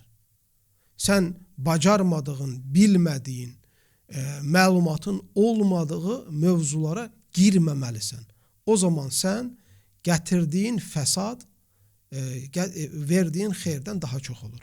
Və burada önəmli olan nöqtələr var, onu bilməmiz lazımdır. Birincisi, var avam kütlə deyərkən, cahil kütlə nəzərdə tutmuram. Avam kütlə deyərkən, yəni İslamı dərindən bilməyən bir kütlə. İslamı detayları ilə bilmir, müsəlmandır, namaz qılır, oruçdur və s. kimi. İkincisi var, dəvətçilər, elm tələbələri, üçüncüsü də var alimlər və qazilər. Bunları mütləq ən azından avam təbəqə bunların arasında olan fərqləri bilmələri lazımdır. Çünki kriteriyalar var, ölçülər var, mizan var, vəsflər var, şərtlər var, əlamətlər var. Bunları bildikdən sonra qarşındakı insana müamilən, baxışın necə olmalıdır, onu kəşf edirsən. İkincisi də bu məsələyə toxunacağım qısa olaraq ki, yəni rol alanlar bugün dəvətdə, onlar özünü necə aparmalıdırlar? Hətta haqq eləmədiyi bir səviyyə özlərini qaldırmış hesab olmasınlar və yaxud da haqq elədikləri səviyyədən aşağı özlərinə müamilə olunmasına müsaade etməsinlər, imkan verməsinlər. Birincisi, qardaşım, əvvəl qeyd elədiyimiz kimi, Peyğəmbər sallallahu aleyhi və səlləm buyurur ki, bəlliğu anni vələv əyə. Məndən bir ayə də olsa, təbliğ eləyin, dəvət eləyin. Bugün sən dindən öyrəndin ki, yemək yerkən sağ əllə yemək lazımdır, Bismillah demək lazımdır. Bunu öyrəndin. Sən də imkan varsa, ailə və uşaqlara, dostlarına bugün bu bildiyini təbliğ elə. Bunun adı nədir? Bunun adı dəvətdir. Ud'u ilə səbili rabbikə bil hikməti vəl məv'izatil həsənə. Allah Azza və Cəllə Muhammed sallallahu əleyhi və səlləm deyir ki, Rabbin yoluna hikmətlə dəvət elə. Peyğəmbər sallallahu əleyhi və səlləmə nazil olan ayələr, əgər onun xüsusiyyətini dəlalət edən başqa bir dəlillər yoxdursa, ümmətə də aiddir. Allah Peyğəmbər sallallahu əleyhi və səlləmə dəvət elə deyirsə, onun davamçılarına da dəvət eləmək nədir? Vacibdir. Lakin dediyim kimi nəyi bilirsən o səviyyədə. İkinci mərhələ, qardaş, elm tələbələri. Hər iki kitab oxuyan elm tələbəsi sayılmır. Hər bir xütbə verə bilən elm tələbəsi sayılmır. Hər bir mövzunu hazırlayıb, ya mikrofon, kamera önündə və yaxud da toyda, sünnətdə və yaxud da müəyyən bir məclisdə ərz eləyə bilən elm tələbəsi sayılmır. Elm tələbəsi sayılmaq üçün müəyyən bir kriteriyalar var, müəyyən bir səviyyə var. Sən ondan gəlib keçməlisən. Və eyni zamanda sənə lazım olan vəsflər var, sən o vəsfləri daşımalısan. Elm tələbəsi başda nə olmalıdır Fəxreddin? İxlas sahibi olmalıdır. İxlas sahibi olmayan bir elm tələbəsi, bir dəvətçi nə elm tələbə etmək yolunda, nə dəvət yolunda başarılı olması mümkün deyil. Elm tələbəsi riyadan uzaq olmalıdır. Elm tələbəsi yaltaqlıqdan uzaq olmalıdır. Elm tələbəsi dini şəxsi mənfəətlərinə alət etməkdən uzaq olmalıdır. Bu din ixlas üzrə qurulur. Ona görə baxsaq, Sufyan Əth-Thawri rahmehullahın sözünə deyir ki, mən həyatımda ən çətin müalicə etdiyim şey mənim niyyətim olub. Davamlı şəkildə dəyişirdi, davamlı şəkildə dəyişirdi. Özdə sən təsəvvür elə, bir tələbə Mədinədə oxuyub gəlirsə, həmən çevirə nə edirlər? Şeyx ləqəbi qoyurlar. Şeyx. Bir sürə gəlir, sən artıq inanırsan ki, sən şeyxsən. Halbuki bir Mədinəni oxuyub gəlmiş adam, bir fakültəni bitirmiş, gerçək, yəni o bildiyimiz şeyx, alim mənası verən dərəcə gəlib çıxmır. Bir universiteti təhsil alıb gələn adam əlinə elmin haçarlarını almış olur. Sən hədis elmini necə oxumalısan, fiqhi necə oxumalısan, təfsiri necə oxumalısan, elmi necə genişləndirə bilərsən, onun haçarlarını əlinə almış olursan.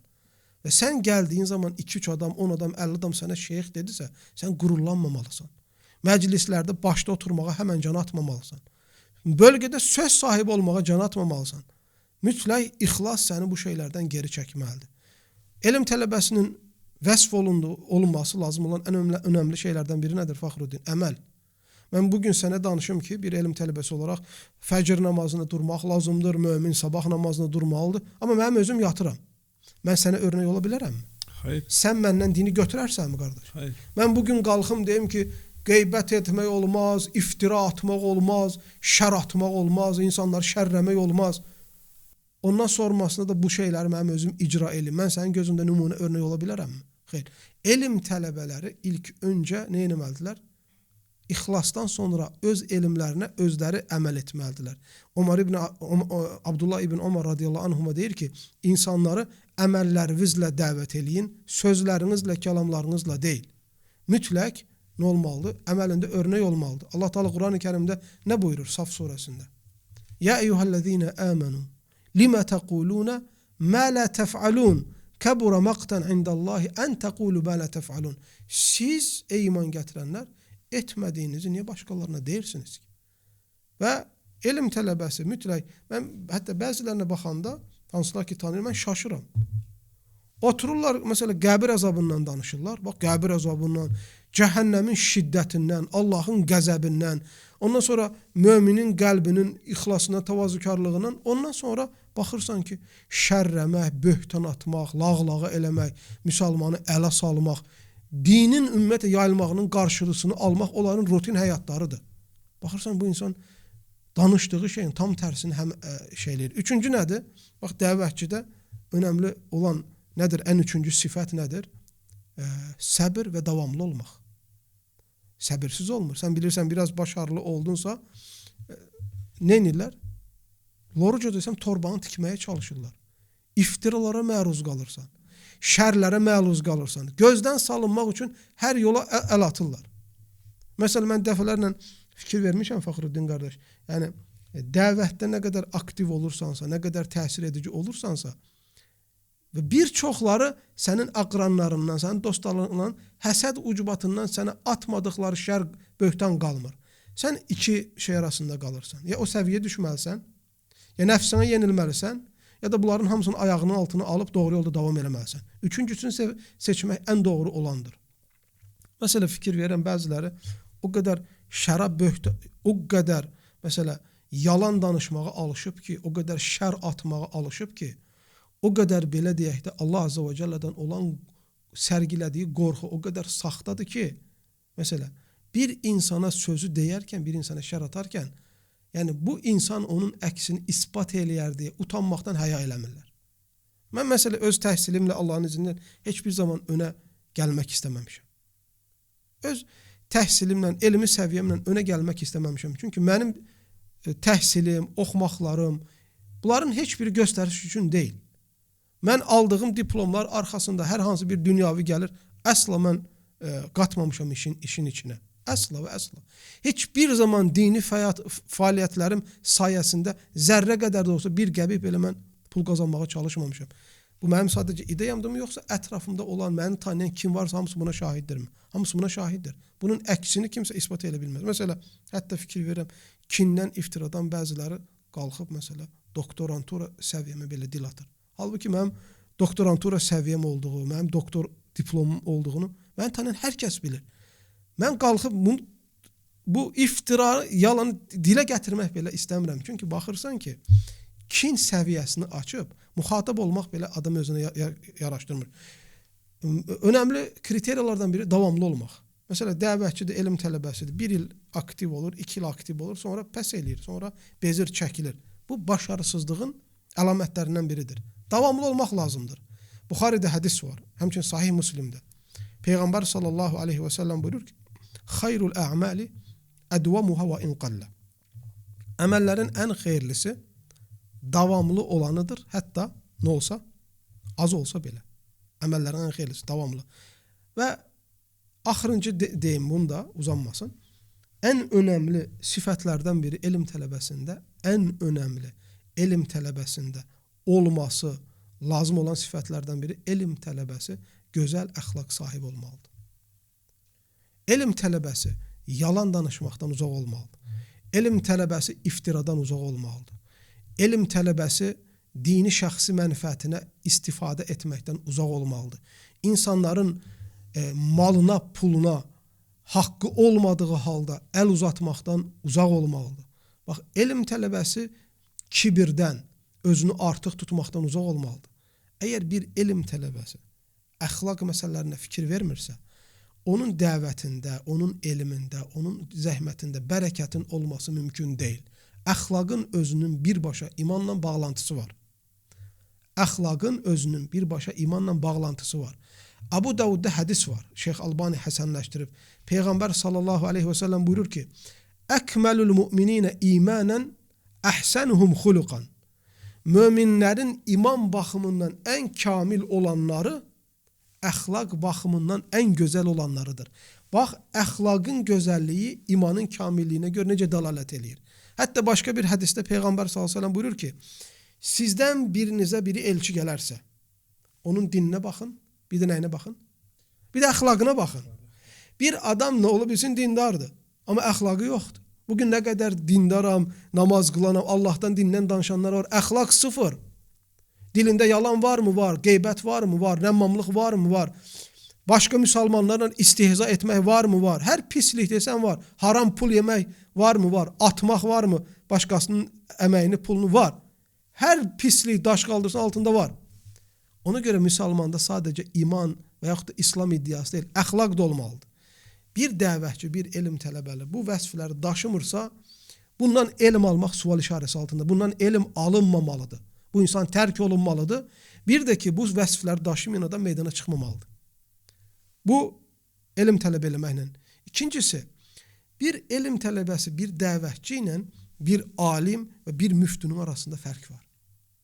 Bugün bəzi tələbələr var ya, hətta alimlik, şeyx, alim, belə ən ali dini lider kimi təqdim olunur. Bu yanlışdır bu. Bax, sən təsəvvür elə, bir müftüdən tələb olunan şey nədir? Bir müftüyü, bir gerçəkdən elm adamını biz hardan bilərik?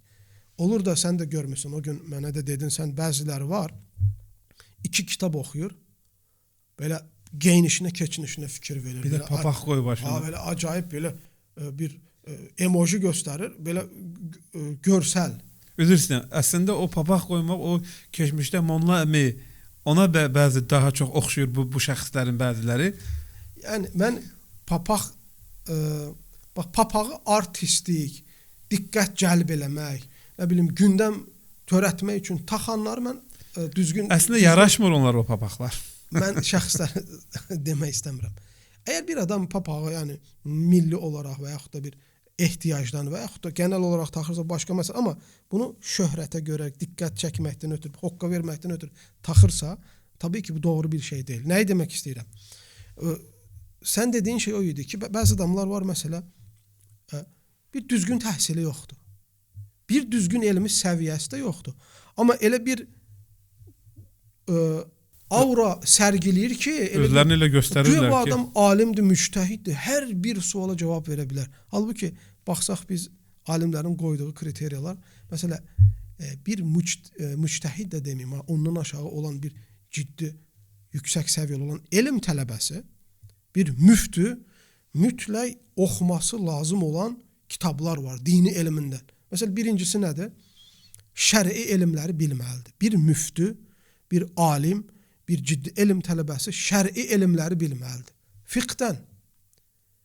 Sən fiqhdə təməl kitabları oxumasan, həqiqi, doğrudan da ciddi elm tələbəsi sifətini daşıya bilmərsən.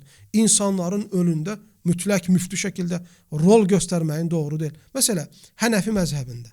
Hənəfi məzhəbində məsələn, etimad olunan mətnlər var. Mətn deyirik də ona. Adətən elm tələbələr birinci mətnləri əzbərləyirlər. Mətnlərə baxırlar. Sonra mətnlərin şərhləri var. Sonra məzhəbdə etimad olunan və dəlil kitabları var. Sonra o məzhəbdə qayda kitabları var və usul kitabları var. Bu detayları elm tələbəsi bilməsi lazım. Misal üçün, sən bir adama necə ciddi elm tələbəsi, müftü deyə bilərsən ki, bu Hənəfi məzhəbində məsələn Muxtasarul Quddurini oxumayıb. Bu Kənzud Dəqaiq İmam-ı Nəsəfinin kitabından xəbəri yoxdur. Bu Hənəfi məsələn ana kitablarıdır bu. Məsələn Hənəfi məzhəbində ən etimad olunan kitablardan biri nədir? Ər-Raddul Muxtar. Kimindir? İmam Əl-Haskafinin. Ər-Raddul Muhtar, Əd-Durrul Muhtar. Kimindir? İbn Abidinin. Və yaxud da gələk ana kitablara. Bir adam Hənəfi məzhəbini bilməsi mümkün deyil. Bədai-us-Sana'i Kəsəninin bu kitabı oxumadıqca. Hənəfi məzhəbinin ən güclü kitabı Bədai-us-Sana'idir.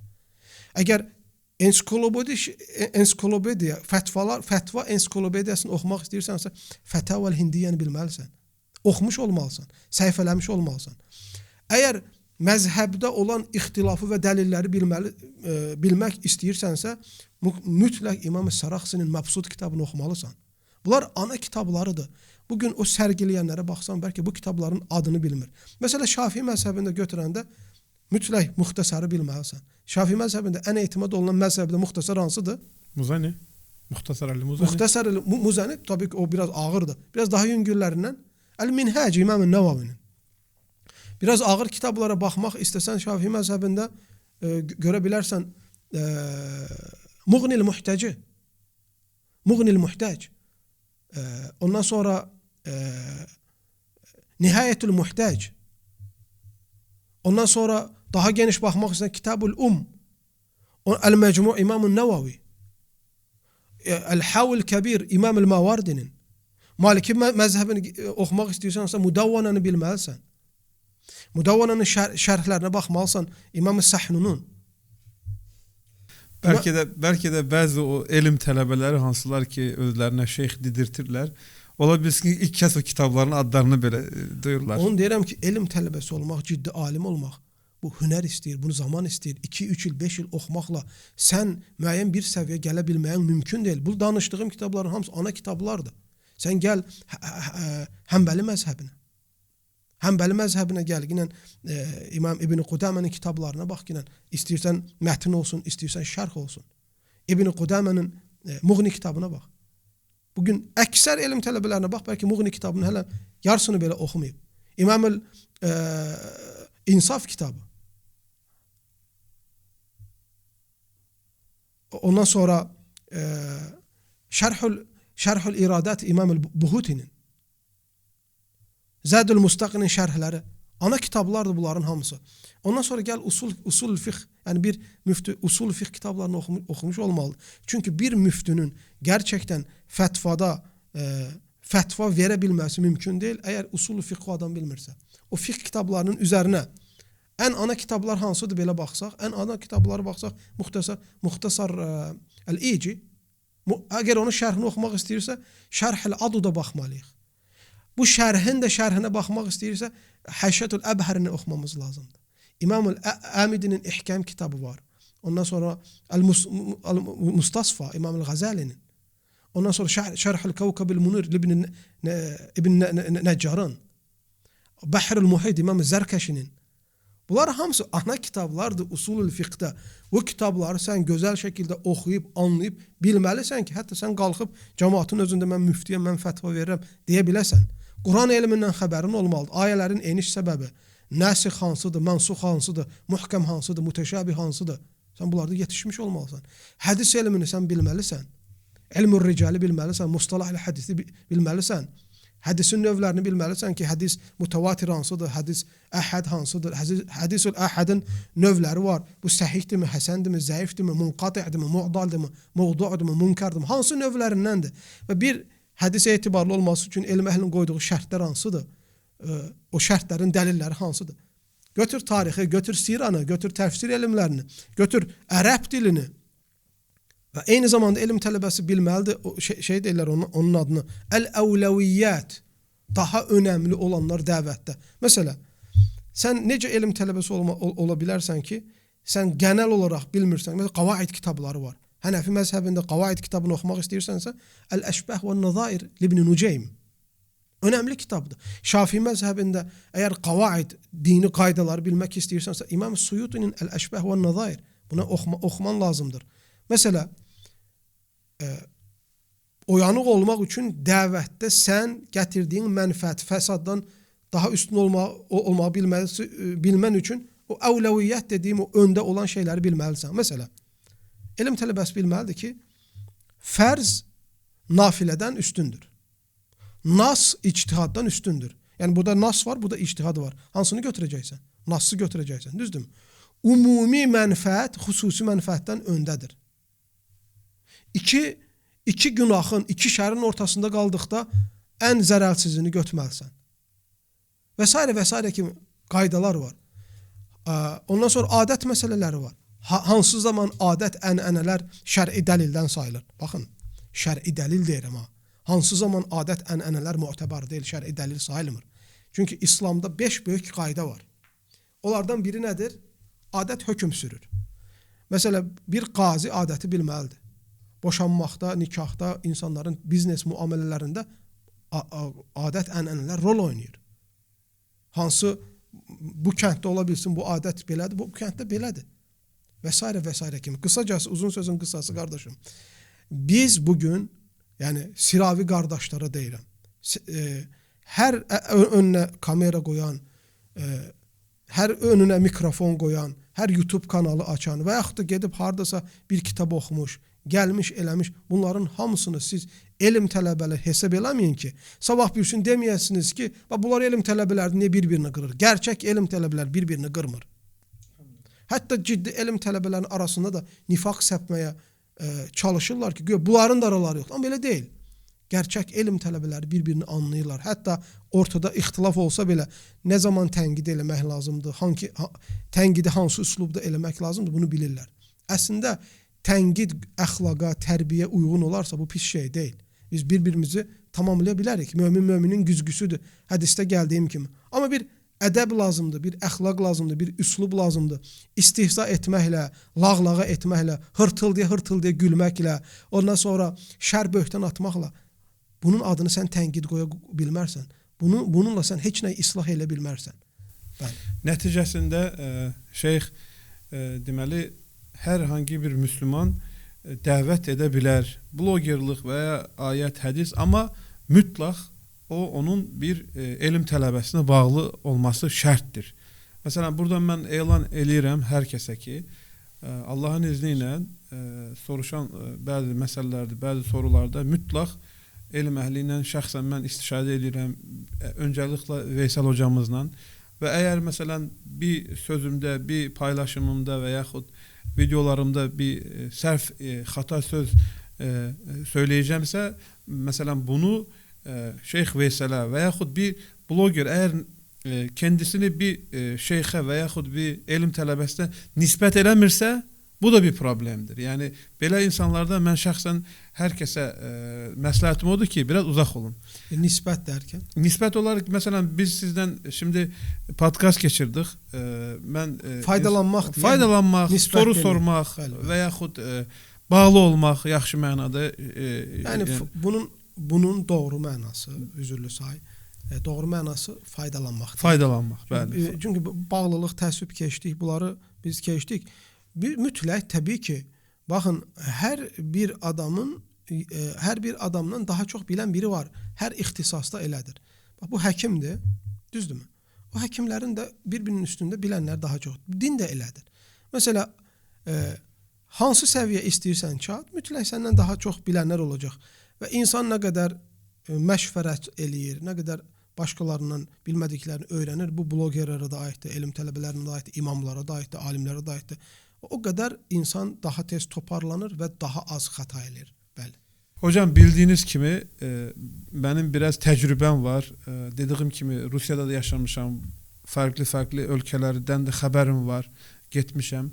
Və bunu qeyd eləmək istəyirəm ki, son zamanlarda elhamdülillah Azərbaycanda dini mən gördüyüm qədər, mən bildiyim qədər dini yaymaqda və ya dini təbliğat eləməkdə bir məhdudiyyət yoxdur.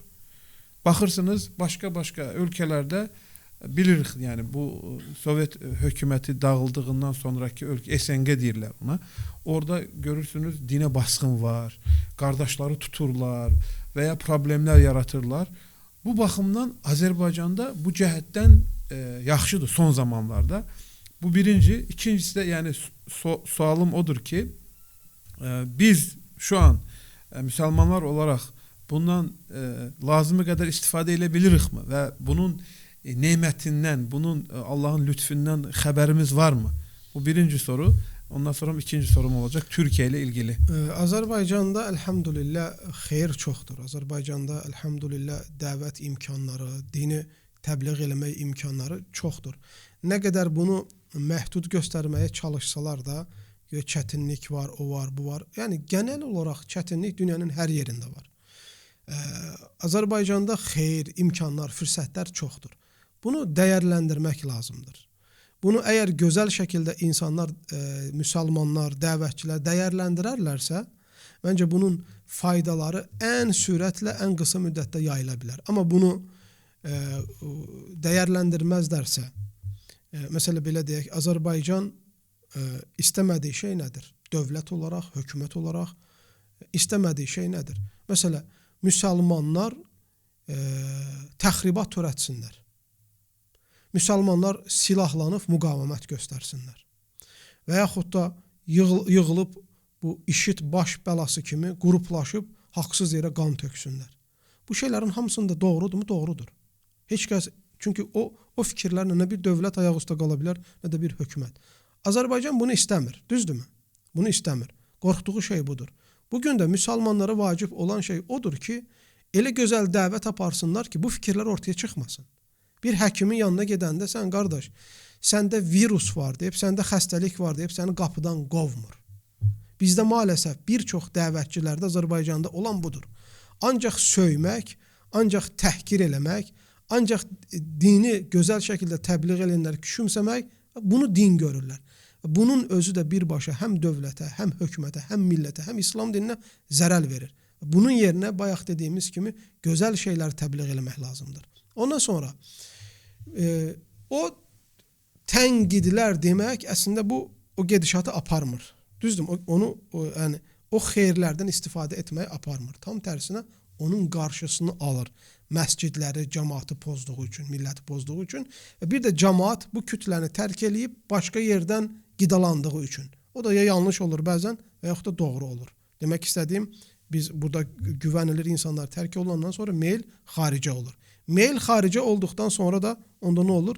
Bu fikirlər regiona uyğun olmaya bilir. Bunu göz önündə bulundurmamız lazımdır. Ona görə qardaş, biz bugün dəvətçi olaraq bu bölgədə yaşayırıqsa, biz o hökumətin, dövlətin, İslam dininin onlardan öncə də qəbul etmədiyi fikirlərin yayılmasının hikmətlə qabağını almalıyıq. Doğru olan nədir? Onları təbliğ eləməyə çalışmalıyıq. Doğru olan təbliğ olunduğu zaman sənə dövlət niyə mane olsun ki? Əgər sən tövhidə, doğru inanca çağırırsansa, insanları xurafətdən çəkindirirsənsə, insanları terrorizmdən çəkindirirsənsə, haqsız yerə qan tökməkdən çəkindirirsənsə, haqsız yerə insanların pulunu yeməkdən çəkindirirsənsə, insanların namusunun qırmızı xətti olmağını, toxunmağın qadağan olmağını öyrədirsənsə, gənc nəsli, orta nəsli narkotikdən, içkidən çəkindirirsənsə, milləti birliyə, bərabərliyə, qardaşlığa, möhkəm olmağa çağırırsansa, xarici qüvvələrin təzyiqinə yenik düşüb ölkənin içində kaos çıxmasının qarşısını alırsansa, sağ hökumət niyə mane olsun ki? Sağ dövlət niyə mane olsun ki? Ona görə bu dəvətçilər əgər bu hikmətləri başa düşməyəndə, qalmaqallıqla millətin başını qatanda, dövlət də bu şeylər baş verməsin deyə cümlətən bir çox şeyin qarşısını alır. Bəli. Və ən son biz bugün İstanbuldayıq, Türkiyədəyik və elhamdülillah son zamanlarda da görürük ki, Türkiyədən gözəl xəbərlər gəlir və Türkiyənin belə deyim, əmin-amanlığı bütün müsəlman coğrafiyaları paylaşılır. Həm Azərbaycanda, məsələn, Qarabağ müharibəsində çox önəmli Türkiyədən dəstək, həm başqa bölgələrdə və sizin bu Türkiyənin fərah olması, əmin-amanlıq olmasını və müsəlman coğrafiyasındakı mühüm rolundan biraz ondan danışardınızmı? Baxın, elhamdülillah biz Azərbaycan olsun, Türkiyə olsun, bu iki dövlət bir qanı daşıyır. Bir qanın, bir nəslin, bir kökün mənsublarıdır. Biz bir ırqıdan daşıyırıq, bir qanı daşıyırıq, bir nəslin mənsublarıyıq, baxmayaraq ki, coğrafik olaraq aramıza bir sərhəd keçib. Tarix boyu baxsaq, görərik ki, Azərbaycanın Türkiyədən başqa həqiqi dost olmayıb, dövlət olaraq. Həqiqi deyirəm ha. Zamanla bir büdrəməklər, bir soyuqluqlar, bir şeylər olub, amma yenə də ən çox Azərbaycanın yanında olan kim olub? Türkiyə olub. Eləcə də Türkiyənin hər zaman ən səmimi yanında olan güvəndiyi kim olub? Azərbaycan olub. Və bu da zaman içində tək sözdə, ideyada, tarixdə deyil, feili olaraq da gerçəkləşib. Məsələn, son 40 günlük müharibəyə baxaq. 44 günlük. Türkiyə hər imkanları ilə Azərbaycan qardaşlarının yanında durub mu? Durub, bəli. Böyük payı var mı? Böyük əməyi var mı? Var. Peki Azərbaycanın dini liderləri, prezidenti bunu inkar edirəm? Xeyr. Tam tərsində bunu qürurla ifadə edirlər və gələcək nəslə də örnək olaraq göstərirlər. Və eləcə də Türkiyənin prezidentinə baxaq, Recep Tayyip Erdoğan olsun, Türk siyasətçilərinə baxaq, hər zaman, hər imkanlarda, hər koşullarda, hər şərtlərdə Azərbaycanın yanında duracaqlarını deyirlər. Və bunu da eyni zamanda real olaraq eləyirlər. Və sonunda elhamdülillah, nəinki Azərbaycan-Türkiyə ilişkilərinin ən gözəl səviyyə çatması bugünkü gündə, hətta İslam aləminə də Türkiyənin böyük təsiri var. Türkiyə bölgənin hakim, yəni tək bölgədə deyil, dünyada sözü keçən, əlini masaya vura bilən və gedən siyasətləri dəyişdirə bilən konumdadır bu dəqiqə. O gücdədir, o qüvvədədir. Və daha güclü olacağını düşünürəm. Daha təsir edici olacağını düşünürəm. Və bu Türkiyə nə qədər güclü olsa, nə qədər istiqrarlı olsa, nə qədər söz sahibi olsa, o qədər bu Azərbaycan üçün də xeyirdir. O qədər bu Azərbaycan üçün də faydalıdır. Ona görə eyni zamanda biz bu qardaşlığı da qorumamız lazımdır, bilməmiz lazımdır və dilə gətirməmiz lazımdır. Və bu qardaşlığın davamlı, daha da güclü olması üçün əlimizdən gələn adımları da atmamız lazımdır. Bəli. Allah razı olsun hocam. Xeyirli, bərəkətli olsun bizim söhbətimiz və qardaşların, bacılardan xahiş edirik ki, bu podkastı paylaşın, başqa qardaşlar da bundan faydalansınlar. Mən də təşəkkür eləmək istəyirəm Fəxrüddin, Allah razı olsun. Məclisin əvvəlində dediyim kimi uzun müddətdir ki, sən istəyirdin belə bir podkast olsun. Elhamdülillah. Allah nəsib elədi. Gözəl, umarım ki, ümid eləyirəm ki, gözəl söhbətlər elədik. Əgər xəta elədiksə Allah bağışlasın. Əgər doğru danışdıqlarımız doğrudursa Allah savaba yazsın. Və bu münasibətlə mən Kərim qardaşımıza təşəkkür eləmək istəyirəm. Hansı ki, bu podkastın gerçəkləşməyində böyük əmək qoydu, zəhməti var və kameraları təşkil elədi. Və eyni zamanda da Hudarus ailəsinə təşəkkür edirəm. Çünki İslamın gözəl şəkildə yayılmağında nisbətən böyük əməkləri var, fəaliyyətləri var. Barakallahu fik və sallallahu aleyhi və səlləm və bərik alə nəbiyyə Muhammed.